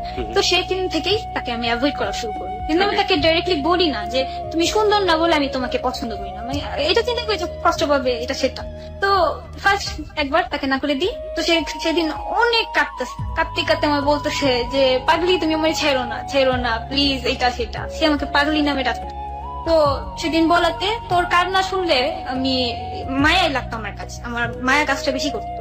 আবার বলতাম আচ্ছা ঠিক আছে, যাক আমি শয়তানি করছি এটা সেটা, না আমিও তোমায় লাইক করি, তো আবার রিলেশন করতাম। এভাবে রিলেশন থাকতো, ও আমাকে অনেক কেয়ারিং করতো, সকালে ঘুম থেকে উঠাইতো, নাস্তা করার জন্য ফোর্স করতো, সবকিছুর জন্য ফোর্স করতো। এভাবে রিলেশনটা আরো আগে থাকে, বাট আমি ওকে অনেক অ্যাভয়েড করা শুরু করি। ওকে তাড়ানোর জন্য আমি আবার আমার লাইফে নতুন করে ছেলে আনা শুরু করি, ছেলেদের সাথে রিলেশন করা শুরু করি। ওকে বাদ দিয়ে আমি ছেলেদের সাথে রিলেশন করতাম, ওকে হোল্ডে রেখে অন্য ছেলেদের ফোনে কথা বলতাম, ওয়েটিং এ রেখে ওর কথা বলাইতাম। তারপর এমনও কেসে যে মানে অনেক ছেলেদের বয়ফ্রেন্ড বানিয়ে ওর সাথে কথা বলেছি, আমার তো বয়ফ্রেন্ডই, ওই বয়ফ্রেন্ডে বলতাম যে ছেলেটা আমার ডিস্টার্ব করে, কিছু বলে দাও তো। তো ওই ছেলে ফোন দিত, আমি ওরা বলতাম এটা আমার বয়ফ্রেন্ড, কথা বলো এটা সেটা, আমি তোমার পছন্দ করি না, তুমি আমার লাইফ থেকে চলে যাও। তো ওরা কথা বলতো, কিন্তু তবুও ছেলে যাইতো না, অনেক কাঁদতো। তা কাঁদতো যখন আমি বলতাম যে এসব কান্নাকাটি করো না তো, এরকম অভিনয় কান্না আমিও করতে পারি মোবাইলের মধ্যে, তোমার কান্না চোখের পানি যে সত্যি আমি জানি। পরে বলতেছে যে কি করলে তুমি সত্যি মনে করবা। তো সবসময় একটা ডায়লগ মারতো যে আমার লাভ যদি রিয়েল হয় তুমি একদিন তিথি ঠিকই লাভ করবা, তুমি যদি আমার লাভ না করে যাইবা কই, এরকম বলতো। তো এইভাবে অনেকদিন গেল, কিন্তু আমি মানে তখন আর ওর প্রতি মন নাই আমার, যে সুন্দর না সুন্দর ছেলের সাথে আমি রিলেশন করবো না, সুন্দরিতা আমি মেনে নিতাম, সমস্যা নেই।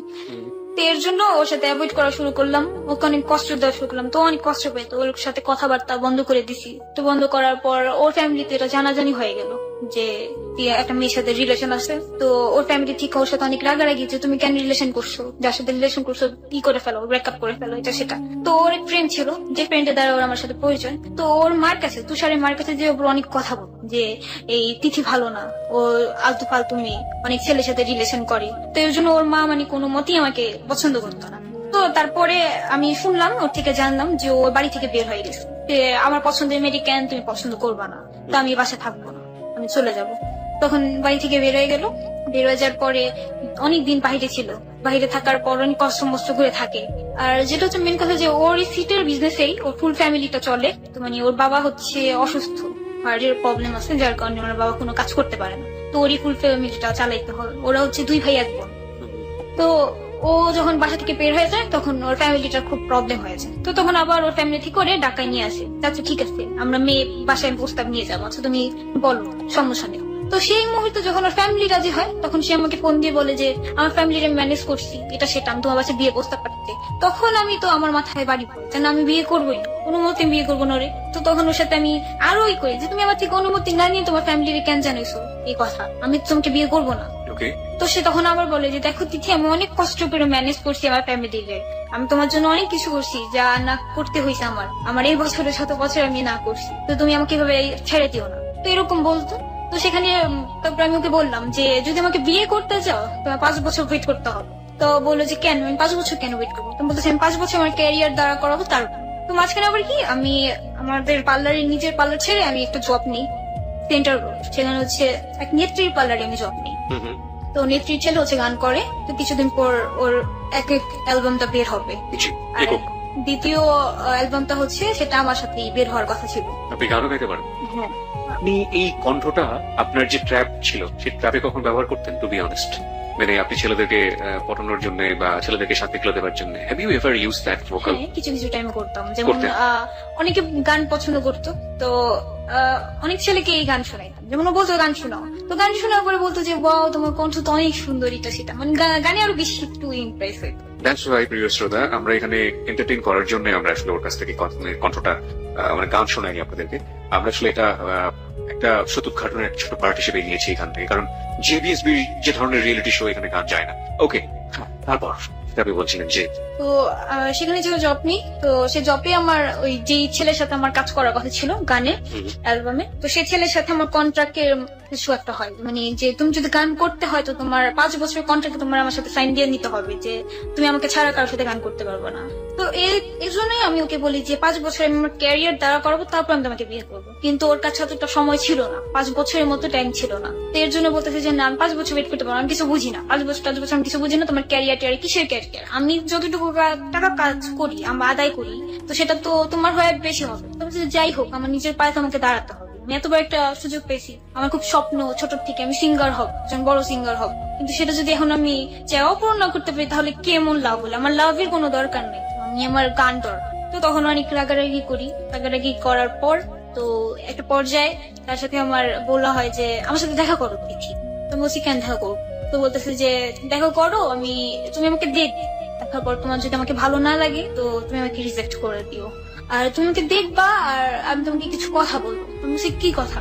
মোবাইলে বলো, দেখে কথা বলো কি দরকার আছে? বলে যে হ্যাঁ আমি মোবাইলে বলতে চাই না, আমি দেখার পরে কিছু বলতে চাই। তো বললো যে তুমি দেখা করো। সেদিন 11ই এপ্রিল, সেদিন 12ই এপ্রিলের কথা ছিল দেখা করার, কিন্তু সেদিন আমি দেখা করতে পারি না, কারণ আমার নিজের তখন পার্লার ছিল, তো সেখানে আমাকে টাইম দিতে হবে, যেহেতু আমার পার্লার স্টাফ ছিল, কিন্তু স্টাফ থাকাকালীনও আমার কাজ করতে হতো। তো এর জন্য আমি আর দেখা করতে পারি না। সেদিন আমাদের বিয়ের কাছে, জি। তো আমি বললাম যে আমি আজকে দেখা করতে পারবো না। সে অনেক আপসেট হয়ে গেল যে তুমি আমার সাথে কেন দেখা করতে পারবা না, দেখা করতাই তো অনেক করে বলতেছে কথাগুলো। তো আমার কাছে খারাপ লাগতো যে আরে বেচারাটা কষ্ট পাইছে বা এটা সেটা, খারাপ লাগতো, খুব খারাপ লাগতো। বা কথা না বলতে পারলেও খুব খারাপ লাগতো যে কথা বলতে পারতেছি না, কিন্তু বুঝতে পারতাম না যে কেন এরকম হইতেছে আমার সাথে, যে সে ছেলের প্রতি কেন মায়া কাজ করে বা কেন আমি যে ছেলের সাথে আপনার কন্টাক্ট হওয়ার কথা গানের, রাইট? না না, তাহলে তুষারের সাথে। তুষারের সাথে, ওকে। হ্যাঁ, তুষারের গানের কন্টাক্ট তাহলে কার সাথে? গানের কন্ট্যাক্ট হয় আমার আরেকজনের সাথে, যেখানে আমি জব করতাম সেখানেও আপনার এই প্রেমের ফাঁদ বা প্রেমের সম্পর্ক, রাইট? না না, তাহলে তার সাথে ফ্রেন্ডশিপ ছিল আমার। এবং সেও আপনাকে বিয়ে করতে চাইতো? হ্যাঁ, সেও আমাকে বিয়ে করতে চায়নি, তাহলে এরকম কন্ট্রাক্টর বলতো যে বিয়ে করব না, বাট ভালো একটা রিলেশন থাকবে আমাদের মধ্যে। তো বলছি যে Okay. কেমন রিলেশন? তো বাজে কিছু রিলেশনের কথাই বলছে, তো আমি মানিনি। তো আমি টাকা দিয়ে আমি আমার অ্যালবামের কাজ করতে চাইছি, তো তখন টাকার কন্ট্রাক্টই হয়েছে। ওকে। হ্যাঁ, তুষারের প্রসঙ্গে তারপর তো তুষারের প্রসঙ্গে যাই, তো ওর জন্য আমার এমনি কেন জানি খুব মায়া লাগতো, বা কথা বলতে অন্য মানুষের সাথে কথা না বলে আমি ওর সাথে কথা বলতাম, সবাইকে বাদ দিয়ে ওর সাথে কথা বলতাম। বা কথা যদি না বলতে পারতাম তো অনেক খারাপ লাগতো যে আমি কথা বলতে পারতেছি না, বা এটা সেটা কেন লাগতো আমি জানি না, বুঝতাম না যে কেন। আমি কি তাকে লাইক করি? মাঝে মাঝে আমি নিজেকে নিজেই জিজ্ঞেস করতাম যে আমি কি তোকে লাভ করি বা লাইক করি, বা আমি কিভাবে লাইক করতে পারবো? সেটা আমার পছন্দের মতো ছেলে না, সে তো আমার মতন না, আমি যেমন একটা ছেলে সে তেমন তো না, তো আমি তার সাথে কিভাবে লাইক করতে পারি? বা হয়তো তার কথা ভালো লাগে, যাকে তো কোনো সমস্যা নেই, 2-1 দিন খারাপ লাগবে তারপর ঠিক হয়ে যাবে, এরকম চিন্তা করতাম। তো ওই 12 তারিখে দেখা করার কথা ছিল, দেখা করিনি। তো আমাদের দেখা হইলো 13 তারিখ। তো সেদিন আমি বাসা থেকে বের হই, আমি কাজ শিখি, তো সেখানে কথা বলে বের হই যে আমি কাজ শিখতে গেতেছি। তো আম্মু বলতে থাকছে ঠিক আছে যাও, সমস্যা নেই। তো বাসা থেকে যখন বের হচ্ছি তখন আম্মুও বলতেছে আব্বুও বলতেছে যে আজকে বের হইস না, কেন জানি ভাল লাগতেছে না, তুই বের হইস না, দরকার নেই। তো আমি সবসময় একটু অন্যরকম ভাবে বের হই, যেমন মাঝে মাঝে 3 পিস বা প্যান্ট গেঞ্জি এগুলো পরে বের হই, বা আমি চোখে একটু কাজল লাগাই। তো সেদিনও লাগাইছি, একই রকম মিডিয়া আমার গেট আপ ছিল, কিন্তু তবুও আমার বোন বলতেছে কি যে তুই এত সাজছস কেন? তো বলছে আমি কই সাজছি, আমি তো সবসময় এরকমই থাকি, আমি গেট আপই থাকি। তো বলতেছে না তুই সাজা বুজা কোর্স করে বের হয়েছিস, তুই যাইস না কোনো জায়গায়, তুই মনে কর কারোর সাথে দেখা করতে যাবি। তো বলতেছে না আমি কারোর সাথে দেখা করতে যাবো না, বইলা তারপরে বের হয়েছি। বের হওয়ার পর হাঁটতে হাঁটতে আমাদের বেরিবাঁধের উপরে উঠলাম, সেখান থেকে রিক্সা নিলাম, রিক্সা নিয়ে খোলামোড়া ঘাটে নামলাম। এটা কি আপনার কারোর সাথে দেখা করতে যাওয়া নাকি এমনি এমনি? দেখা করতে যাওয়া। কার সাথে? তুষারের সাথে। ওকে। হ্যাঁ, তারপর তো তারপর সেখানে গেলাম আমি, যাওয়ার পরে ও নৌকা নিয়ে দাঁড়ায় আছে, আমি নৌকা চড়তে গেছিলাম, ঘুরবো যে আমরা নৌকাতে ঘুরবো। তো সেখানে নৌকা নিয়ে দাঁড়ায় আছে, তো সেদিনই ফার্স্ট আমি ওকে দেখি, 1 বছরের পরে তার সাথে প্রথম দেখা। এর আগে আপনি ওকে ডিনাই করছেন ওর চেহারার জন্য, সেটা আপনি না দেখে ডিনাই করছেন? হ্যাঁ, না দেখি। কার কাছ থেকে শুনে? আমার ফ্রেন্ডের কাছ থেকে। এই শুনেই আপনি তাকে ডিনাই করে যাচ্ছেন কন্টিনিউ? হ্যাঁ। ওকে, তারপর তারপর তাকে আমি বাস্তবে দেখলাম, তো দেখার পরও আমি আশ্চর্য হয়ে গেলাম যে না, এ তো আমার পছন্দের না, একদমই না। মানে যেটা আপনার ফ্রেন্ড বলেছিল সেটাই ঠিক আছে? হ্যাঁ, সেটাই ঠিক আছে, ও অতটা সুন্দর না। ওকে। তো তো আমাকে বলতেছে যে এই যে আমি মোবাইলটা দিয়ে আমাকে দেখাচ্ছে যে আমি। আপনাকে ছিল কিভাবে? সে তো আমাকে চিনে, সে আমাকে আগেই দেখছে, দেখেই তোমার নাম্বারটা। ওকে ওকে। সে আমাকে চেনার পর তারপর আমি নৌকায় চললাম, তো অনেকক্ষণ কথা হচ্ছে যে তুমি আমাকে কেন বিয়ে করবা না, বা কেন কি এটা করো না, এটাই করো না, তুমি জানো আমি তোমার জন্য মরে যেতেও পারবো।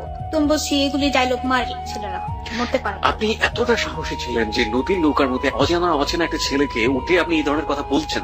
হ্যাঁ, আমি তো কথা বলতাম তার সাথে। হ্যাঁ, বলতে, কিন্তু তার সাথে আপনার আগে কখনো দেখা হয়নি। 2 নম্বর হচ্ছে যে এমন একটা জায়গায় আপনি যাচ্ছেন, বা এরকম একটা জায়গায় যাচ্ছেন যেখানে আপনি ছেলেটাকে বলেই ফেলছেন যে আমি তোমার সাথে রিলেশনশিপ রাখবো না, সেটা বলার জন্য আপনি তার কাছে গিয়ে ওটা বলছেন, হ্যাঁ হ্যাঁ, যে ছেলেটার সাথে আপনার আগে কখনো দেখা হয়নি। দেখা হয়নি। তো this is the hard reality, প্রিয় শ্রোতা। এই শোটা আমরা জানি না যে এরপরে আমরা কি ধরনের অভিজ্ঞতার মুখোমুখি হতে যাচ্ছি, এবং এই শোতে বেশ কিছু টার্ন আপ আছে, সেটা বাকি যে সময়টা আছে আমাদের হাতে সেই সময়ের মধ্যেই ঘটবে, কারণ এই শোতে আরো একজন অতিথির আগমন করবে এবং সেটা যে কোনো মুহূর্তে। তারপর তারপর সেখানে যাই, তো তখন নৌকায় বসাকালীন আমাদের কথা হচ্ছে, এরকম বিষয় অনেক কিছু বিষয় ডিসকাস হচ্ছে। তোমাকে বলতেছে আজকে আমি তোমাকে আমার বাসায় নিয়ে যাবো। তো আমি বলছি আমি তোমার বাসায় কেন যাবো? বললাম তোমার বাসায় নিয়ে আর আসতে দেবো না। আমি বলি কি আমার রাখতে না দিলে কি হয়েছে? আমি দড়ি টড়ি ছিঁড়াইছি, তোমার বাপেরও সাথে নিয়ে আমার আটকে রাখা। তো বলার পরে আমাদের নৌকা চলতেছে অনেক দূর নিয়ে যায়, একদম বছিলা ব্রিজের সামনে, এই চরের থেকে বছিলা ব্রিজের সামনে নিয়ে যায়। তো তখন আমি নৌকালাকে বলতেছি যে আমি জাস্ট আধা ঘন্টা টাইম নিয়ে বের হয়েছি, কারণ আমার এখান থেকে এসব ব্যাক করে আবার আমরা যেখানে কাজ শিখি সেখানে আমার যেতে হবে। তো পরে নৌকালে বলতেছি যে আপনি নৌকা ঘুরান, আমার তো দেরি হয়ে যাচ্ছে। তখন প্রায় 5টা বেজে গেছে, আমি 4টা বেজে বের হয়েছি। তো নৌকা ঘুরাচ্ছে, আসতেছে নৌকার মাঝি দ্রুত, যাওয়ার সময় খুব দ্রুত চলে গেছে, আসার সময় তার একটু লেট হচ্ছে। তখন বলছে তো দেরি করতেছেন কেন, আপনি জলদি চালান। তো বলতেছে যে আম্মু পানি তো গতি অনেক বেশি, অনেক ঢেউ আসতেছে, তো আমার চালাতে খুব কষ্ট হচ্ছে। তো আমি বলছি যে না আপনি চালান, ই করেন, আপনি জোর লাগান, আপনি চালান, আপনি মাঝি আপনারা পারেন না তো কিছু করতে। তো বলতে আচ্ছা ঠিক আছে আমি চেষ্টা চাইলে। তো আস্তে আস্তে নৌকাটা আমার নদীর একদম মাঝে আসছে। তখন মানে ওই খোলামোড়া ঘাটও খুব দূর, বোছেলা ব্রিজও খুব দূর, মাঝখানে আমি ওকে, মাঝখানে। তো আমার পিছন দিক থেকে একটা নৌকা আসলো, নৌকার মধ্যে মাঝি সহ 4টা ছেলে ছিল, 4টা ছেলে। তো ওটার মধ্যে একজন ছেলে বলতেছে যে এই নৌকা থামা, নৌকা থামা, এদিকে নৌকা নিয়ে। তো আমার ফ্রেন্ড বলতেছে, মানে আমার বয়ফ্রেন্ড যে তুষার, ও বলতেছে যে কি হয়েছে ভাইয়া, ডাকাটা কি করতেছেন? তো বলতেছে যে এত কথা বলছ, নৌকা থামাইতে বলছি থামা, বেশি পেঁচাল পারিস না। তো নৌকা আলার বলতেছে তুষার যে আপনি নৌকাটা রঙ দিতে নিয়ে যান যেন ওরা আমাদের ধরতে না পারে।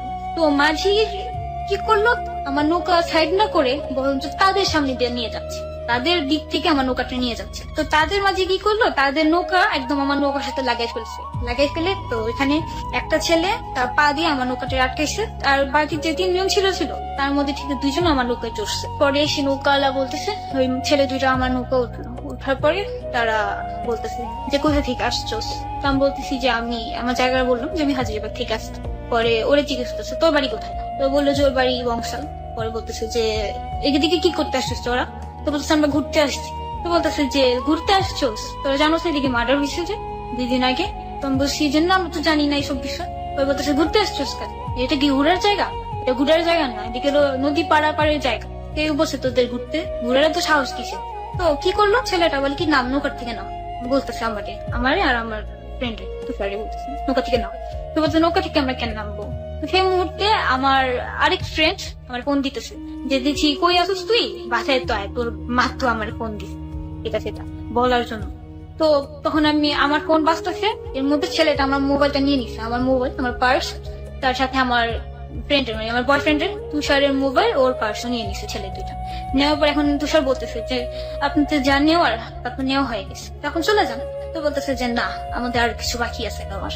তো কি করলো, ছেলে 3টা আমাকে ট্রেনার নৌকার থেকে নামাল, ওরেও নামিছে, তুষারও নামিছে। নামানোর পরে বলতেছে যে চল তোদের নিয়ে এখন আমাদের মেম্বারের কাছে যাবো, আর মেম্বার কাছে যা তোদের বিয়ে দিয়ে দেবো। তো আমি বলছি বিয়ে দিয়ে দিবেন মানে, বিয়ে দিবেন কেন? ও তো আমার ফ্রেন্ড হয়, আমার তো বয়ফ্রেন্ড না যে আপনি আমার বিয়ে দিবেন। ও বলতেছে যে যা হার না আমার চৌরাস্তা হোক, আমাদের রেহাই বিষয় না, তোদের নিয়ে এখন বিয়ে দিয়ে দিবি। তো উপরে উঠাইতেছে, একটা চরের মতো ছিল সে জায়গাটা, চারো পাশে নদী, মাঝখানে একটা চর, জাস্ট একটু জায়গা। কি নদী এটা? নদী বলতে যে মানে যে নদীতে আমি ঘুরতেছিলাম, নদীটার নাম জানেন আপনি? সেটা হচ্ছে বসলা ব্রিজেরও নদী, খোলামোড় আর ঘাটেরও নদী, মানে অনেকগুলো জায়গা মিলে একটা নদী ওকে এরকম। ওকে, তো অনেক বড় নদীটা, সেখানে মাঝখানে নেমেছিল। তো আর মানে জায়গা আশেপাশে আর কোনো নৌকা ছিল না, না আশেপাশে মানে বলতে অনেক দূরে ছিল ঘাট। কখনকার সময়টা কখন? তখন 5:30 পৌনে 6টার মতো, সন্ধ্যা হয়ে আসছে আসতেছে। তো পরে সেখানে আমাকে উঠালো সে চরের উপরে। ওকে, আমি আরেকটু জানতে চাই যে এটা কত তারিখের ঘটনা, কোন সালের ঘটনা? 13 এপ্রিল 2013। 2013 সালের 13 এপ্রিলের ঘটনা, প্রিয় শ্রোতা, মাত্র 2 থেকে আড়াই মাস আগের ঘটনা। ওকে, এবং এই ঘটনাটি নিয়ে পত্রপত্রিকাতে অনেক লেখালেখি হয়েছে। কি লেখালেখি হয়েছে সেটা আমরা পরে যাচ্ছি। তারপর সেখানে উঠলাম, আমাকে উঠালো, উঠে দাঁড়া করে রাখছে আমাকে আর আমার বয়ফ্রেন্ডকে পাশে, মানে আমার পাশে কোথায় রাখছে আমি দেখিনি, কিন্তু আমি ওর আওয়াজ শুনতেছি যে ওই চটের মতো জায়গাতে। হ্যাঁ জটের মতো জায়গা, মানে দ্বীপ তো গেছেন অবশ্যই, যেরকম কক্সবাজারের দ্বীপ গুলো আছে না, তার চেয়ে তো ছোট ছোট দ্বীপ, কিন্তু ছোট দ্বীপের মাঝে চারোদিকে নদী, মানে নৌকা ছাড়া সেখানে নামাওয়া সম্ভব। ওকে, আর আমাকে যেখানে মানে দাঁড়া করানো হয়েছে, ওখানে কোনো বাড়িঘর ছিল? না কোনো বাড়ি ঘর নেই, শুধু ছিল? বালুর একটা দ্বীপ, শুধু বালি আর বালি। বালি ইটা পাথর আর বড় বড় গাছ, অনেক মানে কিসের মতো গাছগুলো আছে না, ঘাসের মতো গাছগুলো যে ওগুলো অনেক বড় হয়ে আছে, ওকে, আর মানে উঁচা নিচা ইটা এরকম ঝোপঝাড় জঙ্গল। আর জঙ্গল, একটা পুরোই জঙ্গল। ওকে, তো ওই জঙ্গলের মতো একটা জায়গা, আর মানে যদিও আমি চিৎকার করে আমার পুরো গলা ফেটে ফেলি, বাট আমার কেউ সাড়া দেওয়ার মতো নেই, এরকম একটা জায়গা। তো সেখানে নিয়ে গেছে, আর এই পাশে নদী, চারো পাশেই নদী, তিন পাশে নদী, এক পাশে যে নদী সেখানে হচ্ছিল যে মানুষ খেকো যে মাছগুলো আছে না, সেই মাছগুলো, পিরানহা, হ্যাঁ সেই মানে যে ফেলে দিলে কোনো কালকে, তো ওই মাছগুলো খেয়ে ফেলে। মাগুর বা বিদেশি মাগুর বা অন্য কোনো যে কোনো মাছ। যে কোনো একটা মাছ হবে, ওই হ্যাঁ। মাছের জায়গা ছিল। হুম, তো সেখানে আমাকে দাঁড়া করে, তো আমাকে দাঁড়া করানোর পর সে ছেলে বলতেছে, আমার সামনে একটা ছেলে এসে দাঁড়াইছে, তার নাম হচ্ছে রুবেল। তো সেই রুবেলের সাথে আরেকজন ছেলে ছিল, তার নাম হচ্ছে কাজল। আমি বলি তিনজন ছিল, তিনজনের নামই বলি, কাজল, রুবেল, রাজীব, আর এই মাঝিটার নামে এখনো আমি জানি না। ওকে, তো কাজল আর রুবেল আমার সামনে দাঁড়ানো, তো এখান দিয়ে ওরা আমার বয়ফ্রেন্ড করে অনেক মারধর করতেছে, তো আমি আওয়াজ পাচ্ছি যে সে মারতেছে, যে উ বলতেছে, চিৎকার করতেছে, সবই আমি আওয়াজ পাচ্ছি। আপনার সামনে থেকে নিয়ে গিয়েছে? হ্যাঁ আমার সামনে থেকে নিয়ে গেছে। তো পরে বলতেছে, কাজল এসে আমাকে বললো যে আমার বড় ভাই, এটা রুবেলটা দেখালো যে এটা আমার বড় ভাই। আমি বলতেছে এখন আমি কি করবো, বড় ভাই সাথে তো কি হয়েছে? তো বলতেছে যে আমার বড় ভাই যা করতে চায় তুমি করতে দাও, তাহলে তোমাকে ছেড়ে দেবো। তো আমি বলতেছি যে কি করতে চায় বলেন, আমাকে ক্লিয়ারলি বলেন। তো বলতেছে যে বুঝো না তুমি, তুমি কি নান্না বাচ্চা, যে তুমি কিছুই বুঝো না যে তোমার সাথে কি করতে চায়। তো আমি বলতেছি যে না সিরিয়াসলি আমি বুঝতে পারতেছি না, আপনি আমাকে বুঝায় বলেন। পরে বলতেছে যে আমার বড় ভাই তোমার সাথে এনজয় করবে, তুমি তারপর চলে যাবো।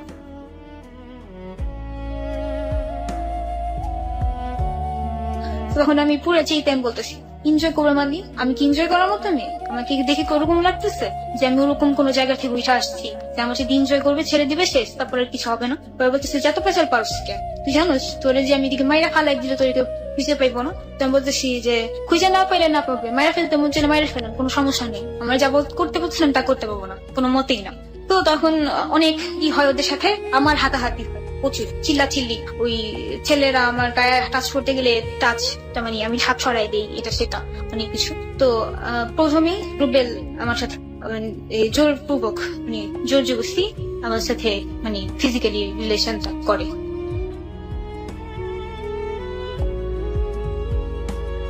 করার পর সে তখন আমি মানে কি বলবো আর, এত কাঁদছি আর তুষার কোথায় ছিল সেই মুহূর্তে? তখন সে কোথায় ছিল আমি তখন জানি না যে সে কোথায় ছিল।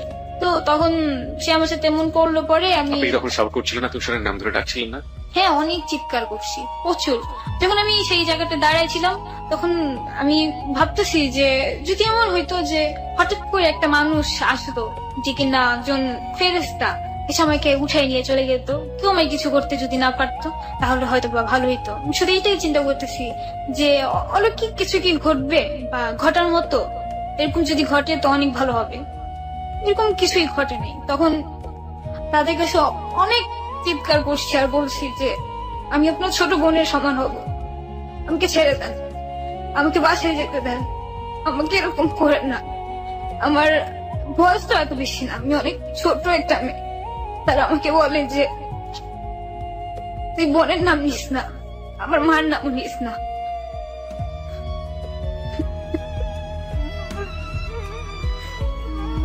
তোরে মায়ের ফেলবো আমরা। তখন বলতেছি যে আমাকে এত কষ্ট না দিয়ে আপনি এক কাজ করেন, আমাকে মেরে ফেলেন, গলায় চিবিতে মেরে ফেলেন। বলে যে না তোরে তো মারলে এনজয় করা মজা পাবো না, জিন্দা মানুষের সাথে একটা মজা করার মাঝে আর একটা মরা মানুষের সাথে কোনো মজা নেই। আর আমাকে বারবার চাকুর আঘাতের মতো আমাকে আঘাত করে, কিন্তু আমি চিৎকার করতেছি আর শুধু একজন লাগে, কেউই আমার হেল্প করে না। একটা মানুষের মাঝে কোনো মানুষ ছিল না।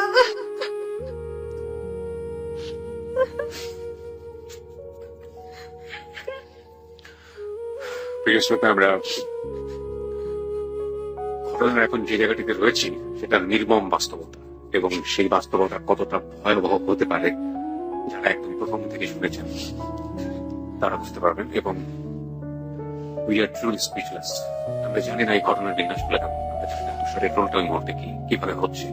আমরা শেষ পর্যন্ত আবিষ্কার করতে চাই। আপনি একটু নিজেকে কন্ট্রোল করে বলবেন যে প্রথম যে ঘটনাটা আপনার সাথে যে ঘটলো তার নাম ছিল রুবেল, হ্যাঁ, তারপরে এই ব্যাপারগুলো কিভাবে হচ্ছে?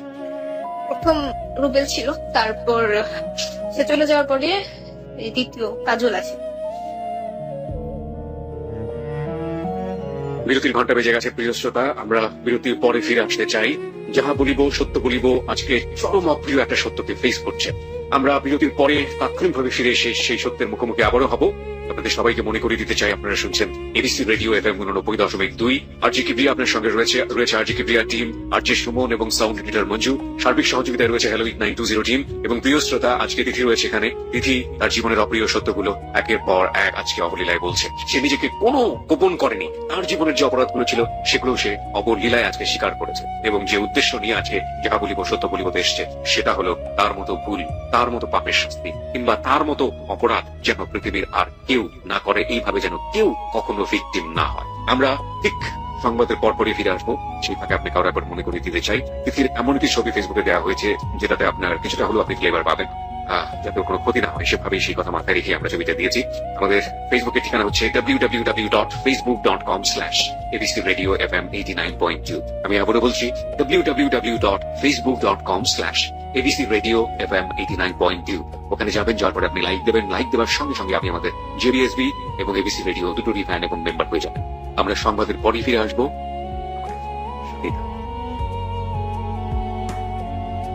হ্যাঁ, তারপর প্রথমত রুবেল যে আমার সাথে জোর জবরদস্তি ফিজিক্যালি রিলেশন হয়, তো তখন যতই চিৎকার করি আশেপাশে কেউই ছিল না। তার কাছে অনেক হাতে পায়ে তাকে ধরি, বলি আমি আপনার ছোট বোনের সব, কারণ তারা প্রত্যেকটাই ছিল খুব বড় বড় ছেলে, আমার বড় ভাইদের সবাই। পরে তাদের বলছি, তারা কিছুই বলে না, বরঞ্চ আমাকে আরো ধমক দেয়, মারধরও করে। তারপরে আসলো আরেকজন ছেলে, কাজল, দ্বিতীয় জন, সেও আমার সাথে একই কাজই করে। তো আমি যখন চিৎকার করছি সে আমার তারও বলে যে আরো চিৎকার কর, আরো কাঁদ। তো কান্নাটা আমার খুব ভালো লাগতেছে, আরো কাঁদ, আরো চিৎকার কর, আরো জোর নেই, গলার মাঝে আর জোর নেই, আরো জোর দিয়ে চিৎকার কর। তা আমি যতটুকু সমর্থ ছিল আমি চিৎকার করছি। তো তারপর আরেকজন ছেলে আসে, তৃতীয় রাজ, যে আছে সেও আমার সাথে একই কাজই করে, তার কাছেও প্রচুর কান্নাকাটি। মানে আমার অজস্র বা চিৎকারের উপরেই আছি, জাস্ট হেল্পের জন্য। যার কাছে পাচ্ছি আমি আমার হাতটা পাইটা দিচ্ছি, আমি তাদের পায়ে পর্যন্ত ধরছি। সে জানোয়াররা আমাকে ছাড়ে নাই।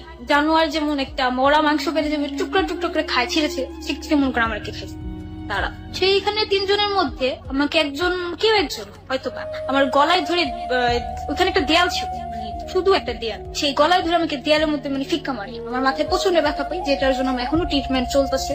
আর আমাকে যখন নিচে ফেলে দেওয়া হয় ধাক্কা মেরে মাটিতে, তখন আমার মাটিটা ছিল যে স্থানে আমাকে শোয়ানো হয়, সেই স্থানটা ছিল যেমনি উঁচা নিচা মাটি যে বলে না, হ্যাঁ। তো আমি অনেক ব্যথা পেয়েছি, আমার পিঠে অনেক প্রচন্ড ব্যথা ছিল। তারপর তিনজনের পর আরো তিনজন আসে। ওই তিনজন তো নৌকাতে ছিল না, ওরা ওখানে ছিল। হ্যাঁ, ওই তিনজন ওখানেই ছিল। তারপর আরো তিনজন ছেলে আসে নৌকাতে করে। ওকে। তো সেখানে একজন ছিল আশিক। তো আশিক এসে বলতেছে যে তুই কোথা থেকে কোন মেয়ে ধরে নিয়ে আসছো, কার বাড়ির মেয়ে ধরে নিয়ে আসছো, তাদের দিয়ে দে, আমি তারে তাহলে মতিবাতে তার বাসায় দিয়ে আসবো আমি ঠিক মতো। তো তখন যখন আমি তার কথাটা শুনলাম, আমার কাছে মনে হলো যে না, একটা মানুষ পাইছি তোমাকে বাঁচাবে, কেউ আমাকে জাহান্নামটা যে আমি জ্বলতেছি যে দোজগে, সে যুদ্ধ থেকে আমাকে উদ্ধার করবে, কিন্তু তা হয়নি। সে কিছুক্ষণ পরে সে নিজেই আমার সাথে একই কাজ করলো, বরঞ্চ আরো তার ফ্রেন্ড যে ছিল সে এসে লাইট দিয়ে আমাকে চেহারা দেখাচ্ছে, বলে চেহারাটা দেখা নিয়ে মেয়েটা অনেক সুন্দর, আরো বেশি মজা পাবি তাহলে। সে সেম একই কাজ করলো। তখন সন্ধ্যা হয়ে গেছে, তখন সন্ধ্যা শেষ হয়ে প্রায় 7:30টার মতো বাজে এরকম। তো আমার গলা প্রচুর শুকায় গেছে। আমি তাদের কাছে জাস্ট একটু পানি চাইছি, যেটা আমার লাস্ট রিকোয়েস্ট, যেটা যে আমি জানতেছি যে রিকোয়েস্ট আমি যতই করি আমার কিছু করার ছিল না, আমাকে কেউ কিছু করবে না। আর যেটা হচ্ছে মেন কথা, যে আমাকে যখন বাড়ি মারে তো তখন আমার এরকম অবস্থা ছিল যে আমি সবকিছু দেখতেছি, সবকিছু সহ্য করতেছি, চিৎকারও করতে পারতেছি, বাট আমার সম্পূর্ণ শরীরে কোনো শক্তি ছিল না যে আমি কাউকে কিছু করব। বা আমি দৌড়াবো বা আমি পালাবো, এরকম কোনো বই ছিল না বা কোনো শক্তি আমার গায়ে ছিল না। তাদের কাছে আমি একটা ফোঁটা পানি জাস্ট রিকোয়েস্ট করছিলাম যে আমাকে একটু পানি দেন, আমি একটু পানি খাবো, আমার প্রচন্ড পরিমাণে তৃষ্ণা পেয়েছে। অথচ সেই ছেলেগুলো আমাকে একটা ফোঁটাও পানি দেয়নি। যে মানে পানির তৃষ্ণা যে কত বেশি সেটা আমি বুঝতে পারছি সেদিন। যে আমাকে যদি সেদিন ড্রেন থেকে পানি যদি এনে দিত, আমি মনে হয় সেটা খাইলেও আমার কাছে শান্তি থাকতো যে আমি পাইছি, একটু পানি পাইছি। এত কষ্টের পর, যেটা হচ্ছে জঘন্য পরিমাণের কষ্ট তারা আমাকে দিচ্ছে, একের পর এক ছেলে আসতেছে। যে তিনজন, সেই তিনজনই আমার সাথে একই কাজ করলো। করার পর তখন যেখানে আমাকে শোয়ানো হয়েছিল যে পাটিতে, সম্পূর্ণ পাটি ব্লিডিং দিয়ে ভরে গেছিল। আমি তখন তাদের বলতেছি যে দেখেন আমার প্রচুর ব্লিডিং হইতেছে, আমাকে ছেড়ে দেন, আমার হয়েছে তো আপনাদের যা করার শেষ, আমার এবার ছেড়ে দেন। আমার কি এখনো রেখে দিবেন? আমার রেখে কি লাভ আছে বলেন? আমার সাথে এমন ক্যান করতেছেন আপনারা। তো পরে বলতেছে যে চিল্লাইস না, বেশি চিল্লাইস না, আমাদের সিনিয়র ব্যাচ আসতেছে, সিনিয়র ব্যাচ, আর যদি বেশি সিনিয়র ব্যাচ জেনা ফেলে তুই বাঁচবি না। আর চিন্তা করিস না, তোরে তো মারবো না, তোরে আমি তিলে তিলে মারবো। তো আমি বলতেছি তিলে তিলে মারবেন মানি? তো বলতেছে হ্যাঁ তিলে তিলে মানি, ফার্স্টে তোরে কষ্ট দিব, যে কষ্ট পেতেছিস না তুই, তারপরে তোরে এখানে ফেলে দেবে, যে মাছগুলি তোরে খায় খেয়ে শেষ করবে। এরকম ভয় থাকে তোমার যে মেরে ফেলবো এটা সেটা। তো তখন ওই জুনিয়র ব্যাচ চলে গেল নির্জন একটা জায়গা। তখন প্রায় 9টার মতো বেজে গেছে, অনেক রাত।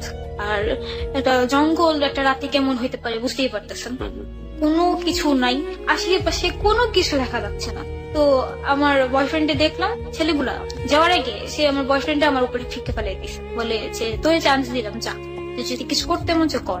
তো তখন আমি ভাবলাম যে হয়তো বা সেই আমার সাথে এমনটা করছে, আমার বয়ফ্রেন্ডই মনে হয় আমার এরকম করছে, যেহেতু ওর আমার প্রতি জিদ থাকারই কথা। তো তখন ওরে ধরে অনেক কাঁদতেছি যে আমার সাথে এমন ক্যান করলা, আমার সাথে এমন ক্যান করলা। পরে বলতেছে আমি কি করছি, আমি তো কিছু করিনি, আমি তো কিছু জানি না, আমার তো কেন কোন দোষ নেই, তুমি আমার দোষারোপ করতেছো। তো আমি বলতেছি যে তুমিই করছো সবকিছু, তুমি না করলে তারা সাহস পাই কেমনে? বলে আমি একটা মানুষ, আর এখানে এতগুলা ছেলে, আমি কিভাবে তোমার বাঁচাবো বা কিভাবে ধরবো? তারা দুজনই তো আমার ধরে রাখছে, তারপরে গেলে আবার আরো দুজন এসে আমার ধরে রাখে, আমি কিভাবে তোমাকে বাঁচাবো? তো পরে বললাম যে যাক সবাই করছে, এখন তুমি করবে না কিছু? তো বলতেছে যে আমি তোমাকে তো ভালোবাসি, আমি তো তোমার দেহকে ভালোবাসি না, যে আমি তোমার দেহের জন্য তোমাকে এই জায়গায় নিয়ে আসছি, হ্যাঁ সবার শেষে আমি তোমাকে উপভোগ করব।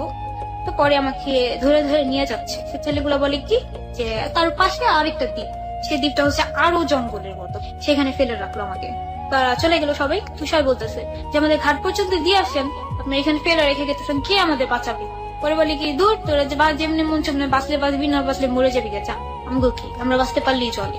তো চলে গেছে ওরা ওইখান দিয়ে আধা ঘন্টা কি 1 ঘন্টার মতো পরে একটা বড় ব্যাচ আসে। সেখানে ওই মাঝি, যেই মাঝি সে চলে যাচ্ছে, সেই মাঝি সেই 3জন লোককে নিয়ে আসছে, আরো 3জন লোক। সেখানে 2জন ছিল আমার বাবার মতো বৃদ্ধ, আর একজন ছিল আমার বড় ভাইয়ের চেয়েও বড় হবে। তো সেখানে যেই 5 লোকটা, সে আমাকে মেয়ে ডাকে, বলে তুমি আমার মেয়ের সমান। কিন্তু অথচ সে আমাকে যখন মেয়ে ডাকে, তখন মনে হলো কি যে যাক উপর থেকে একটা ফেরেশতা নিচে নামছে, এবার আমি বাঁচবো, যেমনি হোক আমি বাঁচবো। সে আমাকে কিছু করবে না। বাবা কি কখনো মেয়ের সাথে কিছু করতে পারে? কখনোই করতে পারে না। সে আমার মেয়ে ডাকছে, দ্যাটস মিন সে আমাকে বাঁচাবে। কিন্তু সেই বাবা যে নরপিচাসের মতো কিছু করতে পারে, কোনোদিন আমি কল্পনা করতে পারিনি। সেই বাবাও আমার সাথে একই কাজ করে। আর যে আরেকজন লোক ছিল, সে আমাকে বোন ডাকে, নিজের মার পেটের বোন, সেও আমার সাথে একই কাজ করে। আরেকজন লোক ছিল, সেও একই কাজ করে। করার পর তারা আমাকে বলে তুমি বাঁচতে চাও? তো বলতেছি অবশ্যই বাঁচতে চাই। বলে বাঁচাবো, একটা শর্ত আছে। তো বলতেছি কি শর্ত? বলে যে আমরা যে তোমার সাথে কিছু করছি সেটা দুনিয়ার কাউরে বলতে পারবো না, ইভেন তোমার বয়ফ্রেন্ড কেও না। আমার বয়ফ্রেন্ডকে তখন ওরা আরেক জায়গায় নিয়ে আটকা রাখে। তো পরে বলতেছে যে তোমার বয়ফ্রেন্ড কেও না। তো বলছে আচ্ছা ঠিক আছে আমি বলবো না, বাঁচার জন্য আমি মিথ্যে কথা বলতেছি, আমি বলবো না, কিছু বলবো না। পরে বলতেছে যে তোমার মার বুকের দুধের কসম খেয়ে বল, তুমি কিছু বলবা না। তো তখন কোনো জবাব ছিল না আমার কাছে, না আমি পারতেছি কসম খাইতে, না পারতেছি আমি কিছু করতে। তো তারপর সে লোক বলল যে আমি তোমাকে নিয়ে যাব, নিয়ে আমি তোমাকে আমার বাসায় রাখবো, তারপর দিন তুমি তোমার বাসায় যাবা। তো তখন ইভেন র্যাবের কাছে পর্যন্ত চলে গেছে, পুলিশের কাছে কেস চলছে, আমাদের হাজিরবাগে থানা হয়ে হয়ে গেছে জিটি, যে আমার বোনকে পাওয়া যায়। একটু থামাবো আপনাকে। এই পর্যায়ে আমরা কিছু জিনিস আমাদের ফেসবুকে পোস্ট করতে চাই। আপনার এই ঘটনা তো পত্রপত্রিকা এসেছিল, হ্যাঁ। আপনার জানার মতো কোন কোন পত্রপত্রিকা এসেছিল? সমকাল, বাংলাদেশ প্রতিদিন, আমাদের দেশ, ভোরের কাগজ, তারপর জনকণ্ঠ, কালের কণ্ঠ। এই ধরনের শীর্ষ দৈনিক যেগুলো আছে প্রত্যেকটা পত্রিকাতে এসেছিল। হ্যাঁ। কি এসেছিল ওখানে? কি শব্দ ব্যবহার করা হয়েছিল? কিশোরীকে ধর্ষণ। কিশোরীকে ধর্ষণ, ক্যারিগঞ্জে গণধর্ষণ কিশোরী। ওকে, প্রিয় শ্রোতা, আমরা কিছু পত্রিকার কিছু ক্লিপিংস আপনাদেরকে এই মুহূর্তে ফেসবুকে দিয়ে দিচ্ছি। আপনারা ওখানে পড়লে ডিটেল জানতে পারবেন যে ও যেটা বলেছে এবং সেভাবে যেভাবে রিপোর্ট এসছে সেখানে কোনো মিল কিংবা অমিল আছে কিনা। আমরা আমাদের ফেসবুকের ঠিকানা আরো একবার আপনাদেরকে বলে দিচ্ছি। আমাদের ফেসবুকের ঠিকানা হচ্ছে www.facebook.com/abcradiofm89.2। আমি আবারও বলছি www.facebook.com/abcradiofm89.2। ওখানে যাবেন, যাওয়ার পরে আপনি লাইক দেবেন। লাইক দেওয়ার সঙ্গে সঙ্গে আপনি যাহা বলিব সত্য বলিব এবং একই সাথে এবিসি রেডিওর মূল যে ফ্যান পেজটি সে পেজটির মেম্বার হয়ে যাবেন। তারপর রাতের বেলা ওই লোকটা আমার বোনকে ফোন করলো, পরে বলতেছে আপনি কি তিথির বোন? পরে বলতেছে যে হ্যাঁ আমি তিথির বোন। তিথি কোথায়? পরে বললো যে আপনারা চিন্তা করেন না, তিথি ভালো আছে, ঠিক মতো আছে, ওর জাস্ট টাকাতে ধরছিল। তো বলতেছে যে আচ্ছা ঠিক আছে, তাহলে আমরা এখন আসতেছি, ওকে নিয়ে যাবো। তো পরে আমি ফোনটা আমাকে দিল। পরে আমি বললাম যে আপু আসা লাগবে না। আমি রিয়েলটা বলি নাই, কারণ হচ্ছে কি যে আমি যখন ওখান থেকে ব্যাক করি ওই নদীর থেকে, চর থেকে যখন আমাকে নিয়ে আসে, তখন এই সিনিয়রের থেকেও আরো সিনিয়র ব্যাচ আসছিল, যেখানে পুরা নদী নৌকাতে ভরে গেছিল।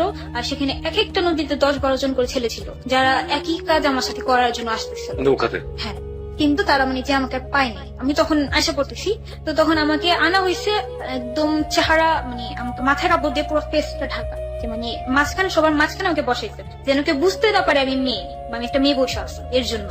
তো তারা লাইট মারতেছে, এটা ওটা করতেছে যে কে যাচ্ছে দেখার জন্য, বাট দেখতেছে যে অনেকগুলো ছেলে, এর জন্য আর থামায়নি। তো তাদের প্ল্যানিংটা ছিল এটাই, যে তারা যখন বড় মানে সিনিয়র ব্যাচ পাঠাচ্ছে সে ছেলেগুলো, তো তাদের নিয়ে ছিল যে তারাও একই কাজ করবে, করার পর যদি আমি বেঁচে থাকি তারা আমাকে শেষ করে দেবে, কারণ যদি বেঁচে থাকি আমি ওদের প্রমাণ হয়ে দাঁড়াবো।